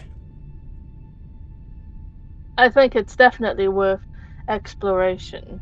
And if it's something to keep out of the Romulans' hands, then... Well, exactly. That was my main issue. I'd be more than keen to explore this new area, of course, but if it's keeping the Romulans out of it, Maybe it's best we didn't announce our intention way ahead. Perhaps we should announce our intentions whilst we ourselves are in transit, perhaps. That would put one of them. If that is something to suggest. Have you experienced any vivid difficulties in assimilating, in blending back in with the Starfleet members of crews? Well, I will confess, we haven't exactly been warmly welcomed back. Sort of Can't say sounds I like a blame them. Borg. What was that, sorry, Chris? Just sounds like a Borg has gone to see the doctor. Are you having any difficulties assimilating recently? My tubules are malfunctioning. Got a cream for that. I almost said something about I couldn't get my tubules up, but I'm not going to make that joke. It's too crude. And we have a sophisticated audience here. I don't want to bring the level down. Oh look, somebody just left. Probably wondering why Twitch announced it as Carry On Crown for Pathfinder 2 rather than Star Trek again. What can I say? Whoops. I'm a professional, honest. We have been getting more than a few looks, shall we say, from Starfleet personnel and Federation citizens. Reintegrating ourselves back into, or back amongst yourselves has been difficult. We have faced no small amount of ostracism. Again, understandable. Although, you must pass along my admiration to your Commander Flesk for his way of sneaking in Klingon children into the school. That was inspired, and got a good lot of notice and talk amongst our fellow Klingons for that. Tell him he is honored. I shall, but don't be surprised if his head gets any bigger. With that beard on his face, I don't think it could get any bigger. He's looking good, though. Finally, some hair on his face. He looks like a man at last. I will also forward that on to him. Please do. If you need any assistance in convincing General Kargan as to the righteous nature of our getting into the Candidate 3 system first, I will be right behind you. Thank you for your support. Of course. Anybody else? I've gone over to talk to the Master Chief Petty Officer Tyen and Lieutenant Commander Sardovelli. Sardovelli, yes. So for those who don't remember, Sardovelli is the Starfleet head of security on the station, whereas Master Chief Tieni is essentially the dock master. So she's usually the one, the first you liaise with when you want the ship to get a good cleaning over or refits or repairs. So, which is a good point, because as soon as Tavish goes over to her, Tieni rounds on her and says, "So, are you guys on the Combs yet done with trying to make yourselves into a military ship? Because the amount of dings I have to keep banging out of your hull." I'd like to point out that most of the time that was Bonnet's doing and not mine. Sure, but isn't Bonnet over there now with... Yeah. And the Dogo match probably has a few more digs in it now as well. I mean, I don't think it's as I don't think it's as bad as it was. I think we're getting better. And sure, but when I heard you guys were inbound to Narendra Station all those years ago, I was like, "Oh, excellent! An excuse to get my hands on an Intrepid class. They're new, state of the art, off the line." And then you guys start going and tinkering with the damn thing as if you're trying to turn it into a Klingon warship. It's not that much of a warship. You've got two different sets of weapon systems. One is a runting great cannon along the underside of the saucer section. Which we've only ever used once. Oh, so great. All the effort my guys had to go on to fit the damn thing, and you've only used it once. Hey, Do me it's a a favor, Ben. massive... If you more see than once. Romulans, use it on them just so I can justify the manpower expenditure. Yes. It's, tread softly but carry a big stick, innit? Look, Hello, Sot. look. You'll love the fact. You'll love what I'm creating, by the way. You wait until you have to do maintenance on that. Oh, do I even want to know? I'll let you know in due course. But Good. brand new engine. Brand new engine? What did you do to the old one? Oh no, it hasn't gone yet. Just theory Yet? at the moment. Oh, yeah. Can I ask a question? How bad are my requisitions for Type 1 and Type 2 phases been recently? I know I was getting through quite a lot of them, and perfectly honest, I wanted to see if it got better. I will have a word with the quartermaster and see if your recent numbers match protocols. Commander Diwali? Commander Diwali here just is quickly skimming through a datapad. She always seems to have a datapad with it as the head of security. It says here that your numbers are more than adequate. However, the sheer number of engineering-based requisitions has gone up by 120% in recent times. You're going to have to make do with what we can give you, Commander. Okay. But, if I wanted a few more, would we have to do that? Submit your request, Oh, and we will see what we can do. fine, okay. I hate Gotta go through paperwork. channels after all. Yes. Channels.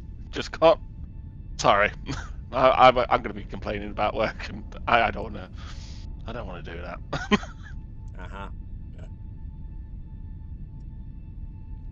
Anything else we can help you with? No, I just wanted to come and see how you were doing, and also what you think about this as well. Seeing as you're the, security chief of this station, having your perspective on this would be probably ideal. Are you expecting the Romulans to chase you all the way back to the station and have to deal with a boarding action? I don't think so. I don't think the Romulans are that stupid. In that case, I have very little to say about all of this. That being said, with the fact that Dr. Talliaferro has been requesting security be posted, now that the sheer amount of artifacts and sometimes working artifacts being put into secure storage, there might be something to all of this. You saying that, yes. That really does actually... I didn't think of it that way, actually. We do have some pretty sophisticated secure storage here, and Dr. Talliaferro assures us that there is no danger of radiation leakage or anything prematurely detonating. Of course, I have to do constant audits of the situation there just to make sure that the latter is not the case. The idea that Romulans getting their hands on technology that can cause subspace rifts or perhaps even move planets through space. It's a terrifying idea. Right. Another question for you. How are the computer systems and the defenses for the computer systems? Why'd you ask? Because if you do need help on making them more secure, I'm happy to do so. Commander Tavish, you are aware that as security chief, I have to be kept abreast of all situations that could result in potential conflict on this station, yes? Yes. Then I will advise you, due to the fact that you are currently being glared at by a number of Klingons who are currently off to my direct west, that for you to have any access to the secure systems of this station would be highly irresponsible of me. Well, given I your was current offering. political predilection. Well, I was offering. If the answer is no, then I take no issue with it. Very well. And Our I systems are know. currently up to protocol and are continuously tested. If that changes, I'll be sure to let someone know. Okay. I will leave you two to it then. Captain And Chaze is currently in the vicinity of Captain Hideyoki of the... or Captain Matsuda, I should say, of the Thunderchild. Captain? Captain, just came to see what you make of all of what just happened for the presentation. Well, overall, as the official warship here, stationed at Narendra Station, I agree that perhaps your ship might be better placed at going on this mission than others here.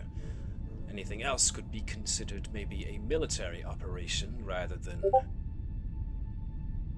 a scientific one, especially if the Klingons were looking set to go. The Romulans could definitely get the wrong end of the stick there. The Venture is a Galaxy-class ship, and the Romulans have had dealings with them before. Corbett Corbett's a good captain and a good diplomat, but I wonder if he's still got it in him to fight anymore. Certainly from reports we were getting over the course of the Federation-Klingon conflict. Too many friends on the opposite side of the border, it seems. He had trouble pulling the trigger.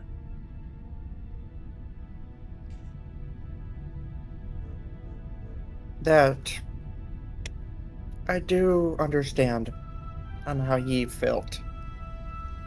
Well, I should think so. You technically were on the opposite side of said border. Yes. Very difficult choices. I'm So sure. I am finally happy it is over. And we are all pleased you are back amongst us. I'm happy to be back as well, though not everyone seems to be happy with it. Given the situation that we found ourselves in not months ago, how are you surprised?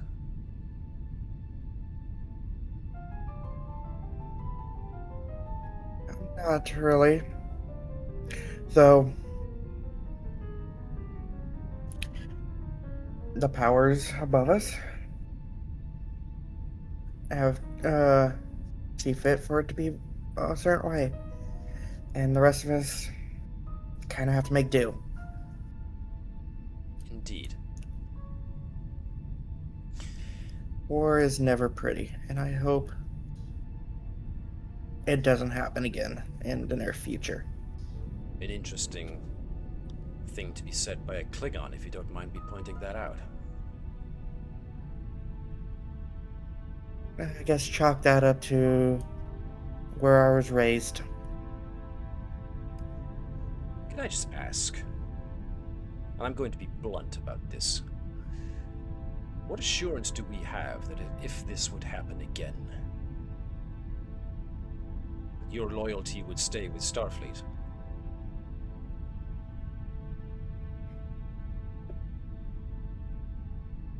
I guess the fact that I got more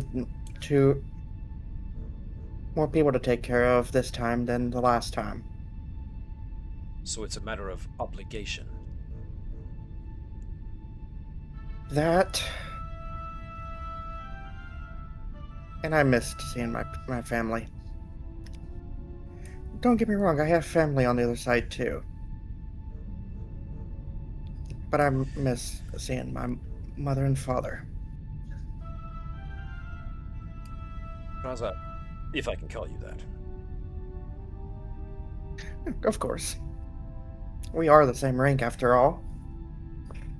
The Thunder Child, And you being do have a more seniority. warship, was involved in a lot of major engagements with the Klingons. You and your compatriots and the other 2 Klingon ships were the faces of those who were willing to murder civilians for the cause of honor. You're just going to have to give them time.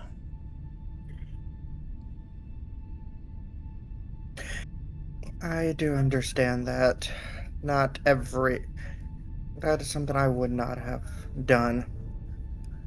Though I can't say the same for others of the Empire. Though I Then do perhaps think it is that time for certain Klingons to start leading the way, rather than allowing the old guard and their excuses. And the Captain Matsuda does actually look pointedly in General Kargan's direction when he says that. I do agree, though my way of thinking among the Klingons is a very small minority. Sad to hear that. As far as this current operation goes, if you believe that this is the best course of action, to send an investigative crew to the Candidate 3 system after sending notification to the Romulans, then I'm willing to back it on faith. Well, I do agree letting the Romulans know before we leave would probably be a mistake. In transit, maybe. I don't trust them any further than I care to. Wise. Alright. You have the backing of the crew of the Thunderchild. If Admiral Sobek, as currently unproven in his role as he is, I will give him the benefit of the doubt, but I will put my vote behind yours. I do thank you, and I do wish the past was better. Don't we all? It gives us something to strive for not happening ever again. Yes. Now, Well, yes, sorry, go on. I will leave you and your crew to ponder your future missions as well, and safe travels. Safe travels to you also. Now, it's at this juncture that I really have to ask what Tavish is doing over there, staring daggers at her fellow, her Klingon counterpart on the Doka batch. I got told that people were glaring at me, so I've gone over to ask a polite question. If you're like going to undo all the goodwill Sot's been doing, I swear to God. Which is interesting. I like how they said polite. No, right? Look, I wanted some payback, okay? So, Chris, Engineer as chief to engineer, engineer. you've suddenly got this cyborg human walking up to you and it's just what's Tavish actually doing? Just walks up and just goes. Why declare? Let us settle this over tennis, human. Okay, because yes, the Dokabach crew have now been told that it is an honourable practice of which you can settle disputes and all sorts. Tennis, according to these guys now, they think is probably some kind of intense combat ritual. Tavish stares at Dr. Sot. Dr. Sot just gives him a wink. And by him I mean her, sorry. Yeah. I get you.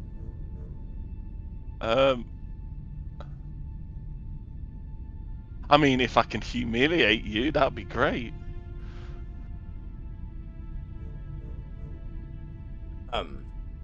I don't mind humiliating kind of fighting Klingons. words. Those know, are fighting Perfectly words. honest, it's become a bit of a pastime for me recently. Doesn't sound very Starfleet. I'm not your typical Starfleet. Not like the other girls, is it? Well, no.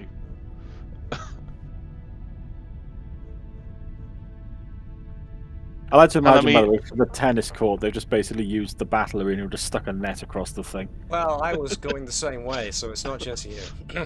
So seeing as my colleague would, do you want to play doubles? I would. Sot? It's Chris and Dave's characters versus Chris and Dave's character. Hey, so the saying goes, right? Make love, not war. Love being LUV, like the tennis. Yeah, well, quite. Okie dokie. Alright. I'm sure we can get a game of tennis. Is anybody else up to anything else that I need to know about now quickly before before we settle the tennis match? Flesk is going to be doing some sneaky deals to get his own supply of blood wine. Oh. Traza just it would go talk with a cool. Cool. Or rather, cool. I will stop. Of course. The good stuff. Some aged, special vintage. A treat. So, if you've been drinking blood wine, that explains the beard, says Akul, as he slaps Flesk across the shoulder hard.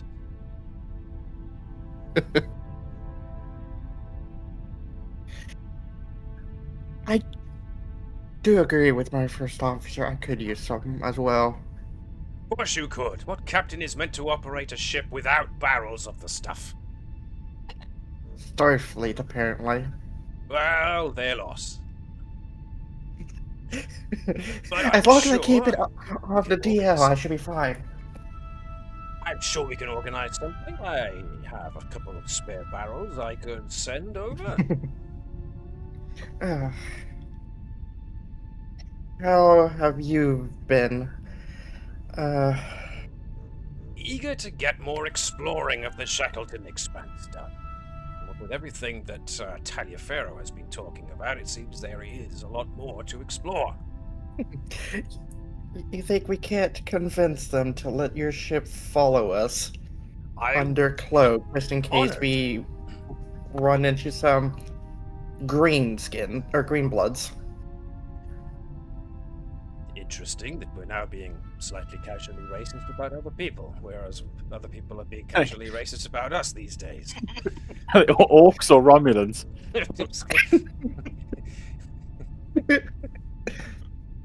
But Wrong franchise.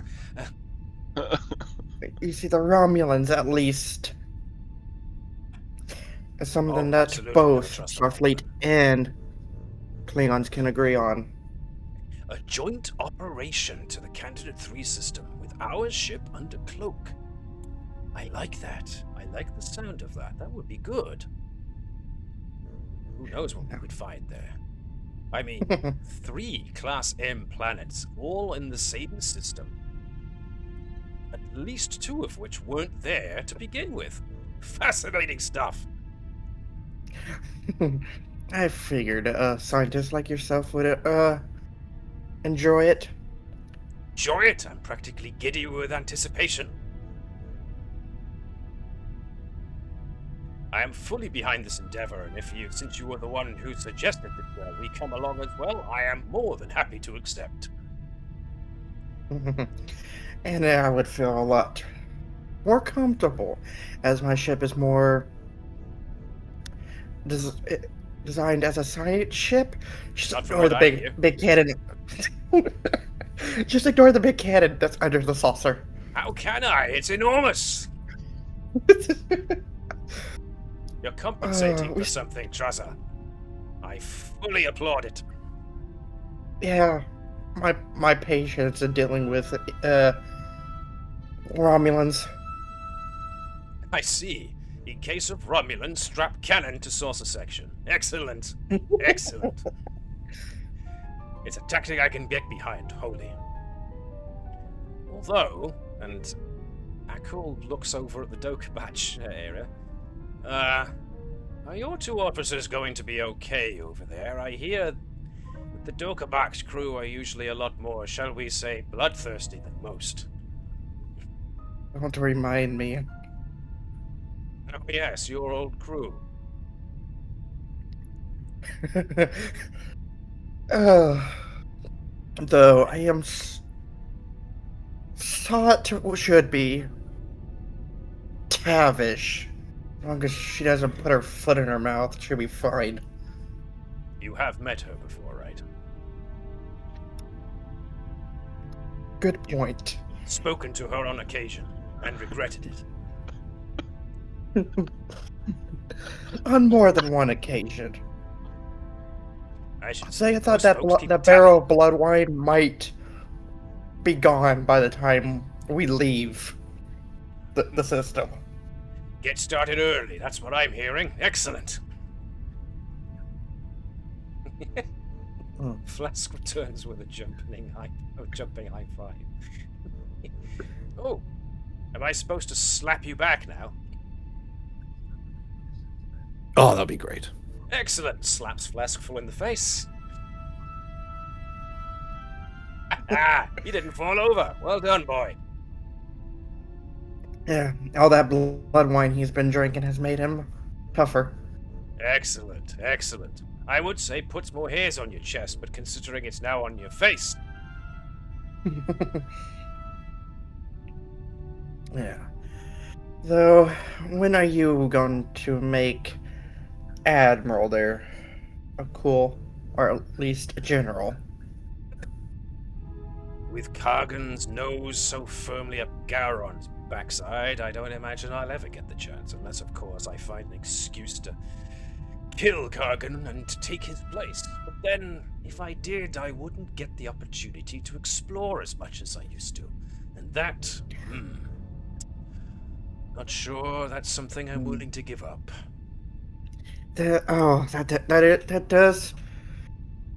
is true.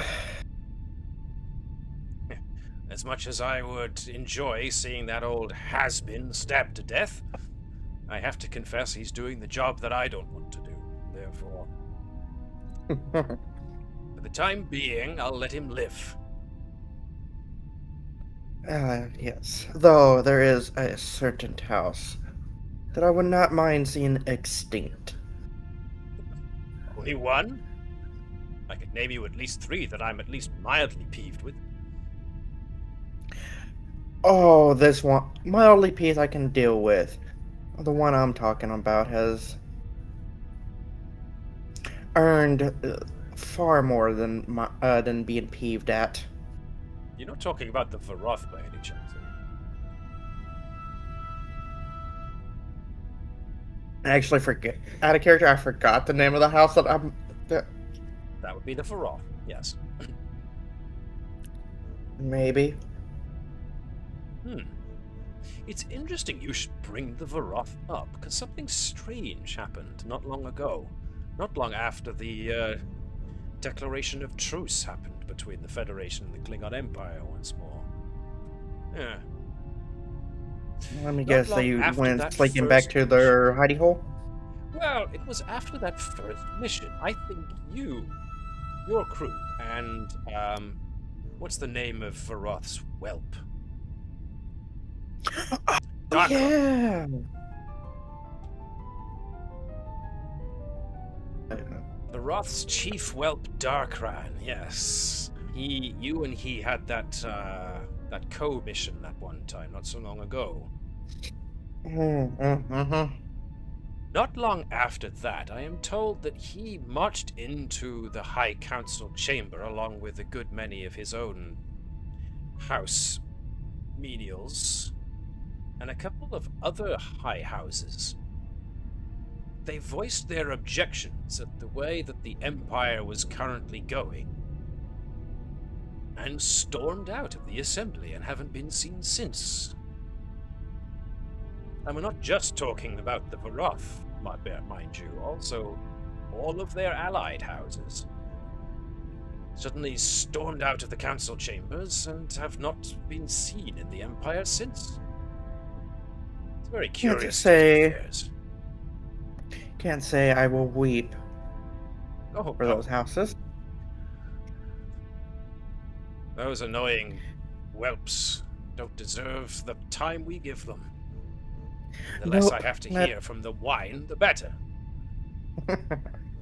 That is true. Well, I might as well head over to the Dokabach and hope that my chief engineer is not causing a diplomatic incident. Of course, of course. Well, we'll cheer you on from well over here.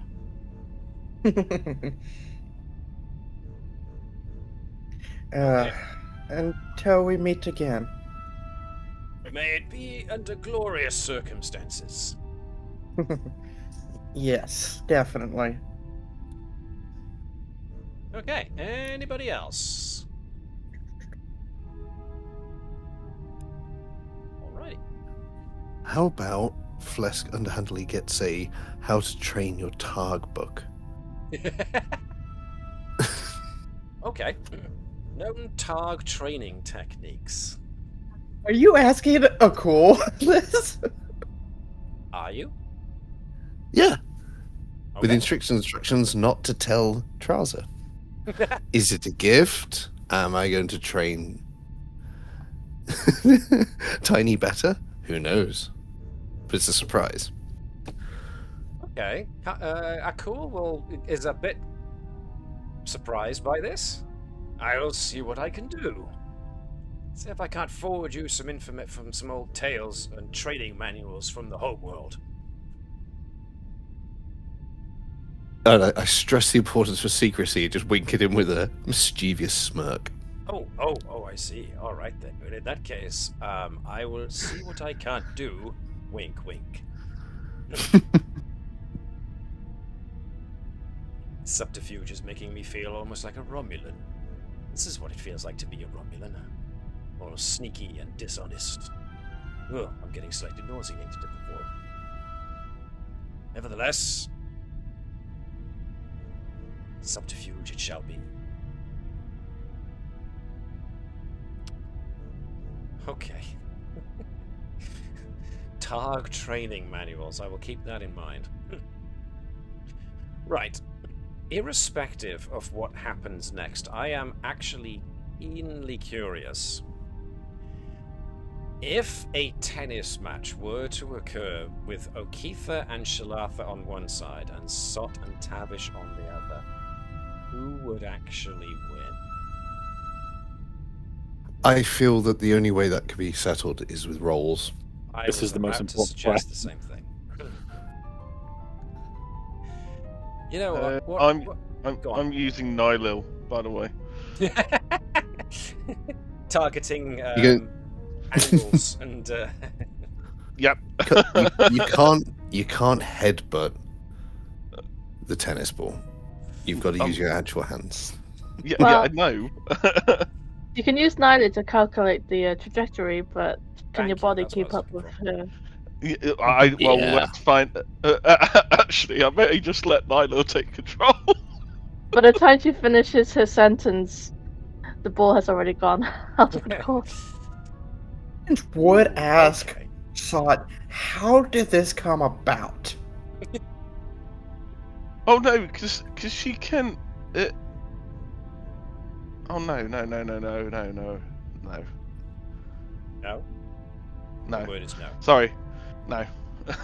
I was thinking of something, and then I was like, no, that isn't That a thing doesn't make yet. sense. Okay. No, that isn't a thing yet. I haven't done something I want to do yet. So. Okay.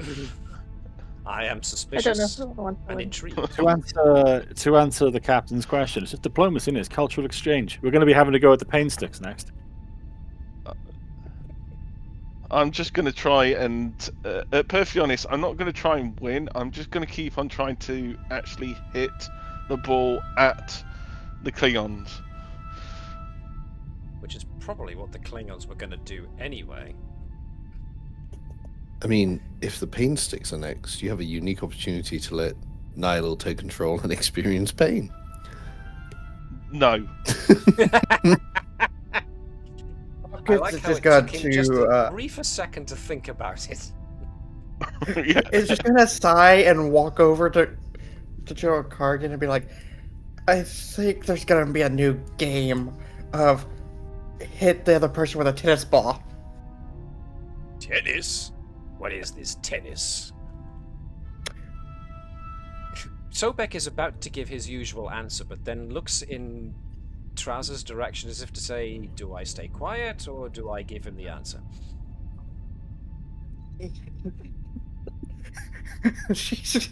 Her eyes gonna be like, it's not what you think.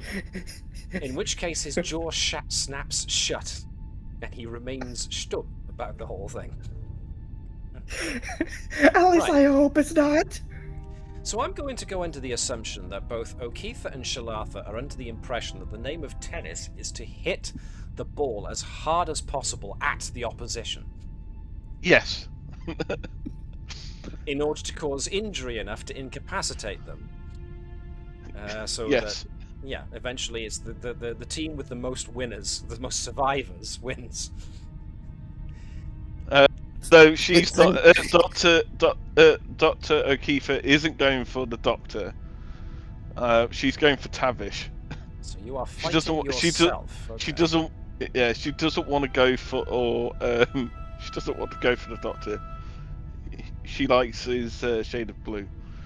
Speaking of Dr. Oh, Sot, he's just yeah. shown back up. He's shown back. He's got his shorts on. He's got his own racket. Anyone for tennis? If you get that reference, tennis. your It's results tennis. are- That is, thank you. That's 100% what I was going for earlier.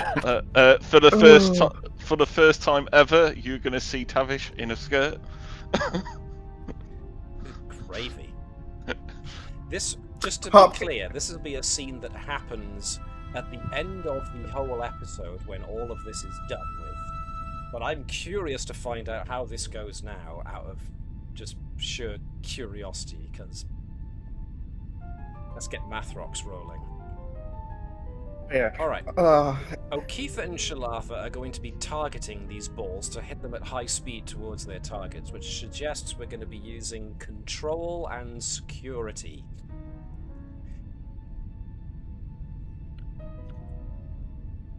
And no, you didn't know Tavish owned a skirt. Tavish, however, is going to be conducting... Well, how is Tavish going to be conducting this? Is she going to try and hurt a Klingon, or is she going to actually try and win the game under traditional rules? Probably. I was going to say try and hurt a Klingon, but she did say she wanted to humiliate them, so probably under traditional rules. So this suggests if you're using Nihil to plot trajectories, then this is going to be control and science. So what is it for Dr. O'Keefe? O'Keefe, it's going to be control and security. Same for Shalatha. For Sot, well, Sot is definitely kitted out to play actual tennis. So this is going to be Sot's control and... Can I use a focus for Dr. O'Keefe, please? Sure. Can I use biology to You want to hit target? him in the squidgy bits, right? Okay, gotcha. I want to hit Tavish Hit in the Tavish squidgy where bits. it'll hurt the most. Yes, I don't know why I'm doing this to my own characters, but I So saw it I and I was essentially like, want both sets of characters to roll the full 2 dice, and I want to see who accrues the most successes to be the one who eventually wins. But the one Okay, thing we do need to work out is how Dr. Sott approaches this. So if Dr. Sott doesn't win when he's the only one trying to play the game properly, so help me God. No, How Tavish is trying to going play. be? Tavish is trying to play the game properly. By process of elimination. So let's go with Dr. Sott using reason and science. Because I picture Dr. Sott trying to calculate trajectories as well, because he's quite smart. O'Keefe gets 1 success. Okay, groovy. Not me just scanning my focuses just to see if there's anything. Composure. If there's anything tennis related in your focus. Composure. What am I doing for Tavish? Oh, okay. Control and... Control and science. Control and science.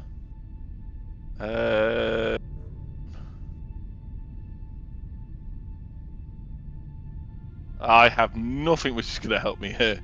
Funnily enough, none of you took tennis as either a pastime or a focus, so yeah. Actually, alright, hear me out. Yeah. AI programming to make... to Which is help why me... you're using reason rather than your reflexes, so yeah. Oh, I'm using reason. Oh, good point. Not Did control. I say control?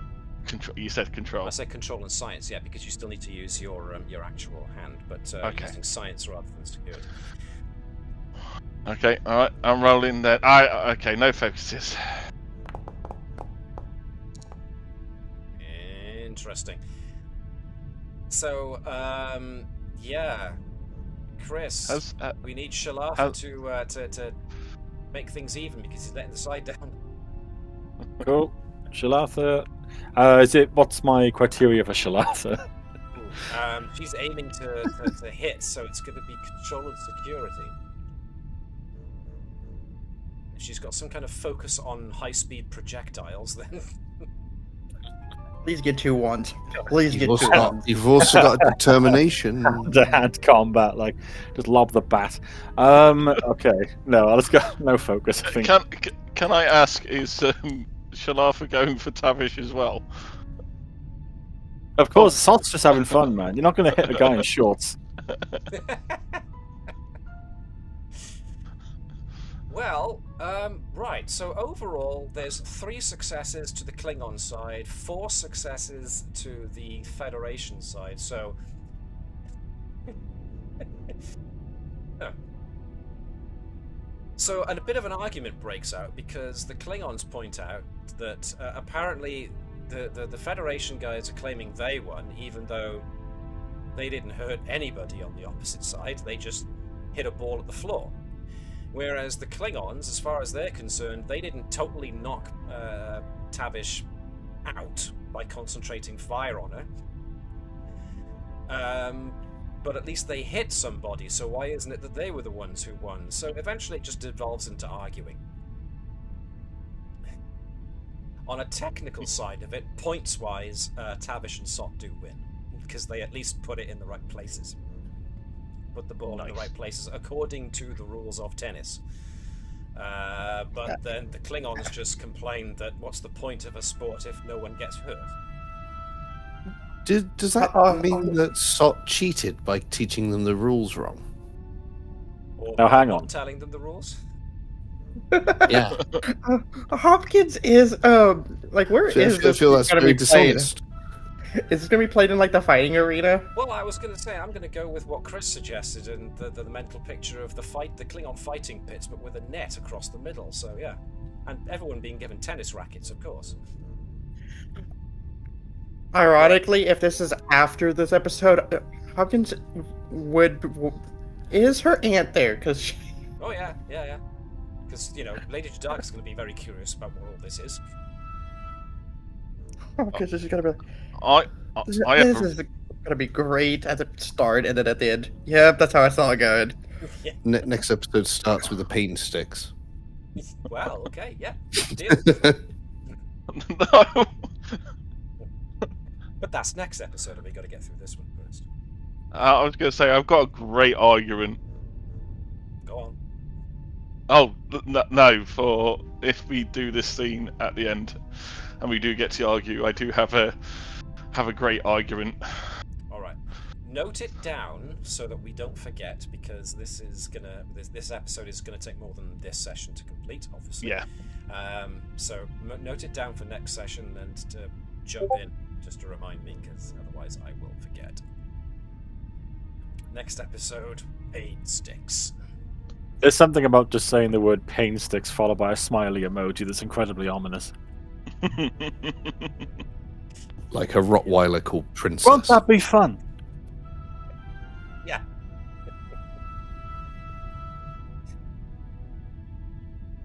Also, the fact that the person who wrote it is playing a Klingon character. Exactly. Right. Okay.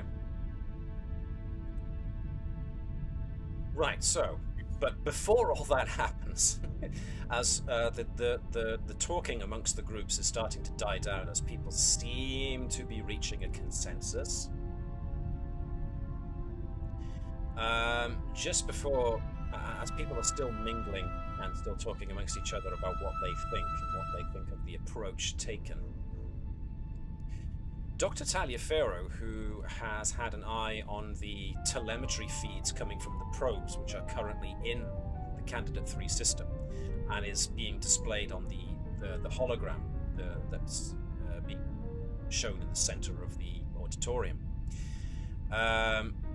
She suddenly excuses herself from the conversation she's having and rushes over to the display.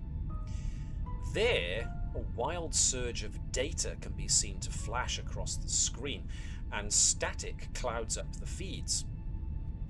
Just after that, a looming shadowy form of a Romulan Dideridex warbird decloaks and fires several bright green disruptor blasts toward the view screen.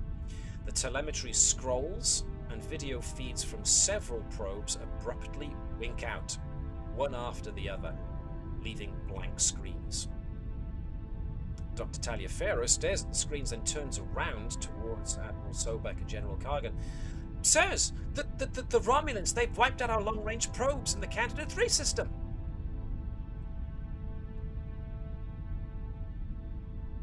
So, in very short order, Admiral Sobek states that all civilians are to remove themselves from the auditorium. This has now become a military matter, and so Dr. Talliaferro and her civilian scientists are excused. But Talliaferro does give you guys a kind of almost a pleading look for her, which is not that common. Someone so tough. But she looks genuinely concerned about what's going on now as she leaves. And Admiral The Romulans have basically crossed the neutral zone, right? Yeah. Okay.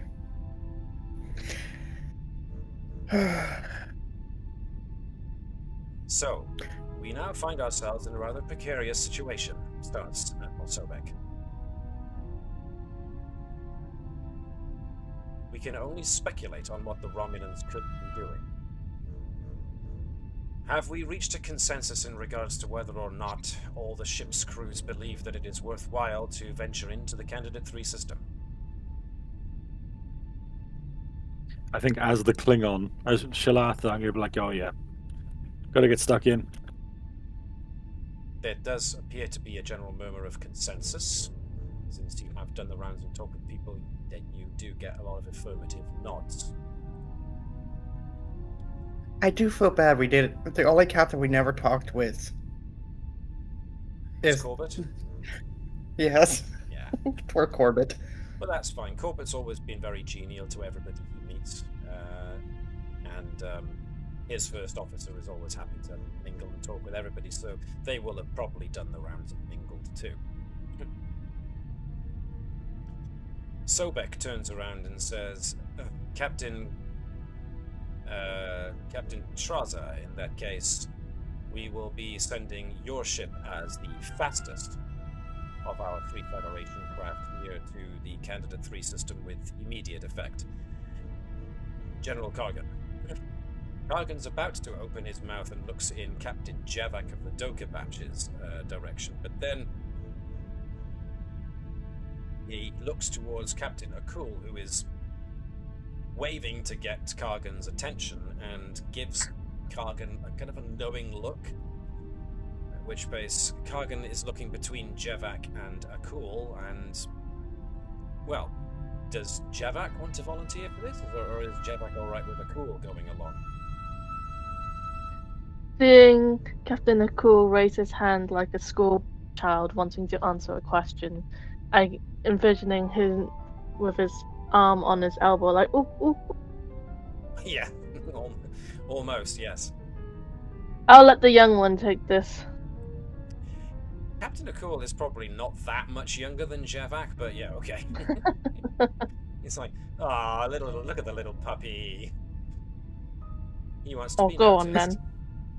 Oh, go on. I mean, it's up to Javak if he thinks if he'd rather the possibility of facing down Romulans, or if he'd like to give Akul the chance.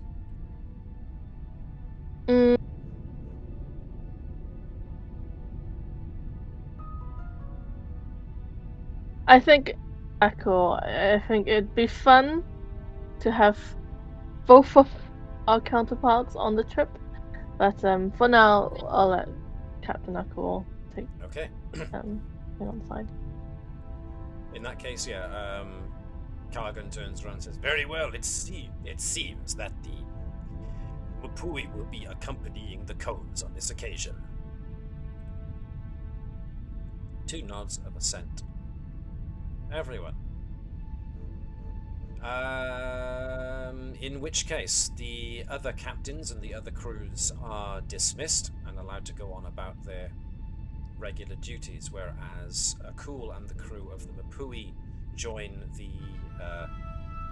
Combs crew, or at least come up to start talking about the mission at hand.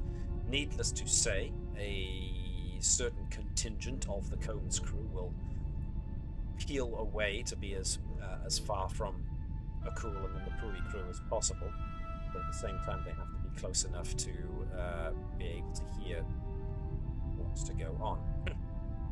Captain Akul, however, as soon as he comes in, "Well, I don't doubt that everyone here is rather suspicious of what the Romulans are actually up to, but I am eager to maybe engage them in combat, if you are able." Admiral Sobek, however, speaks up. "Even though the Romulans have just technically destroyed Federation property, at the moment they have made no overt show of aggression. So But they I would have hesitate crossed the to neutral jump to zone. conclusions." Sorry, Liz, say again. They have violated the neutral zone, though. Isn't that overt aggression? Yeah. Technically speaking, they are in neutral territory, unclaimed space. Okay. The Candidate 3 system is so far unclaimed by either side. It seems the Romulans, pardon me, have managed to essentially arrive early. Therefore, it would be prescient if you were to dispatch yourselves as soon as possible. Captain, both captains, get your crews ready to depart within the hour, without delay. Understand, Admiral.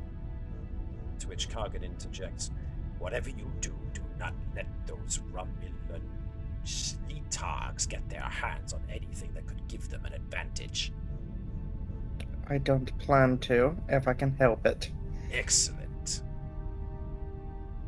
But I will hopefully also not be trying to start yet another war. Okay. I don't think either of us is quite ready for that just yet. If it's the Romulans, I'm sure we're justified. However, Captain Sobek quickly interjects. Captain Traz's reluctance to shoot first is the model by which we will all be following. Assess the situation first before making any assumptions, Captain.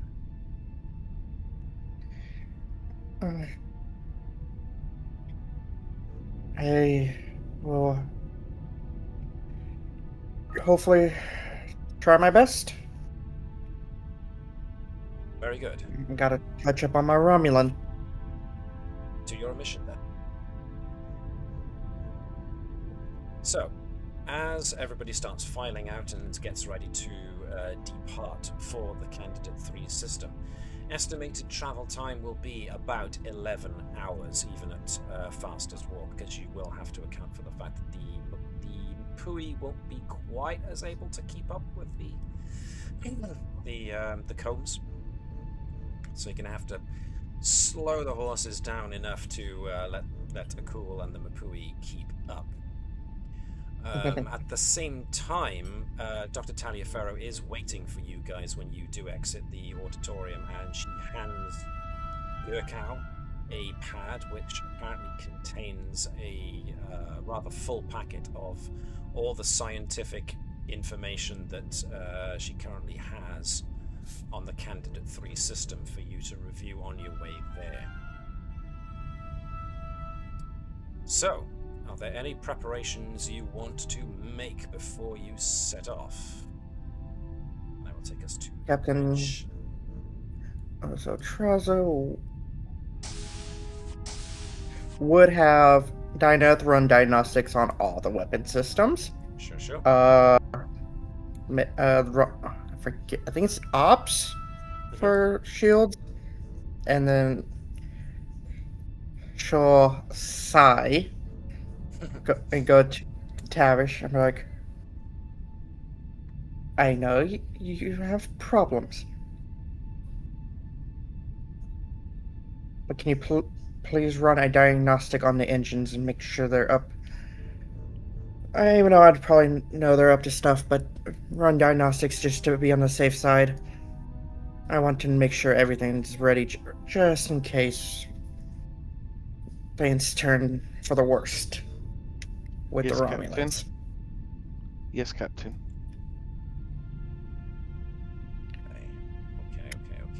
Okay. And Diagnostics we'll run preparations. put all security teams on alert, just in case. All right then. So the last thing I will ask is that whilst you are in transit, Gurkau can now sift through the data packet that she's been sent by Talliaferro, which is all of the data pulled from the probes before they were summarily destroyed. So, Gurkau can give me reason and science, but supported by the ship. So, who hasn't made a roll in a while?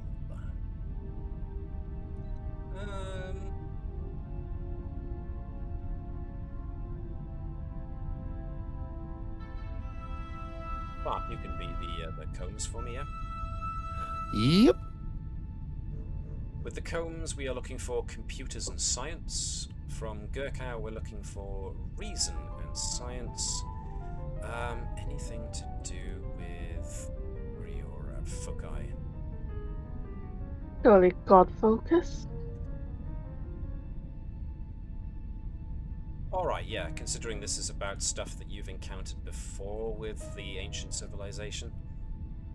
Sorry, what was the role again for the Combs? Computers and science for the ship, please. Cool. Perform task? Yeah. Should be. Whee! There we go. Okay. Oh, it was still a success. Cool. And 3 successes from Gurkau. My god. Okay, so that's 2 in the bank.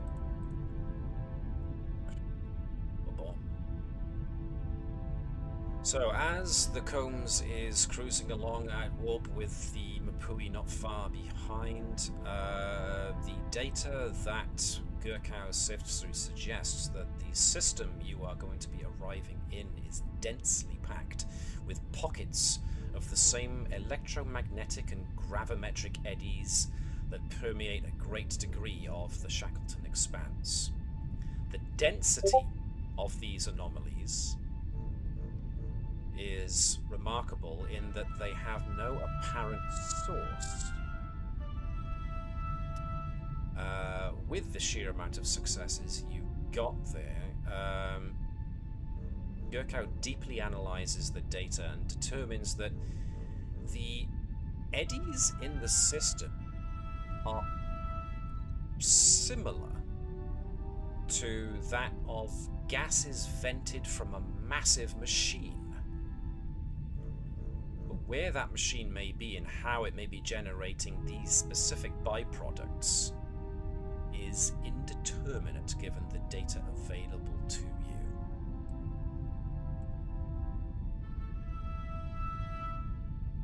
Can I and any crew and report if anyone seems like they are unable to perform their job due to emotional stress?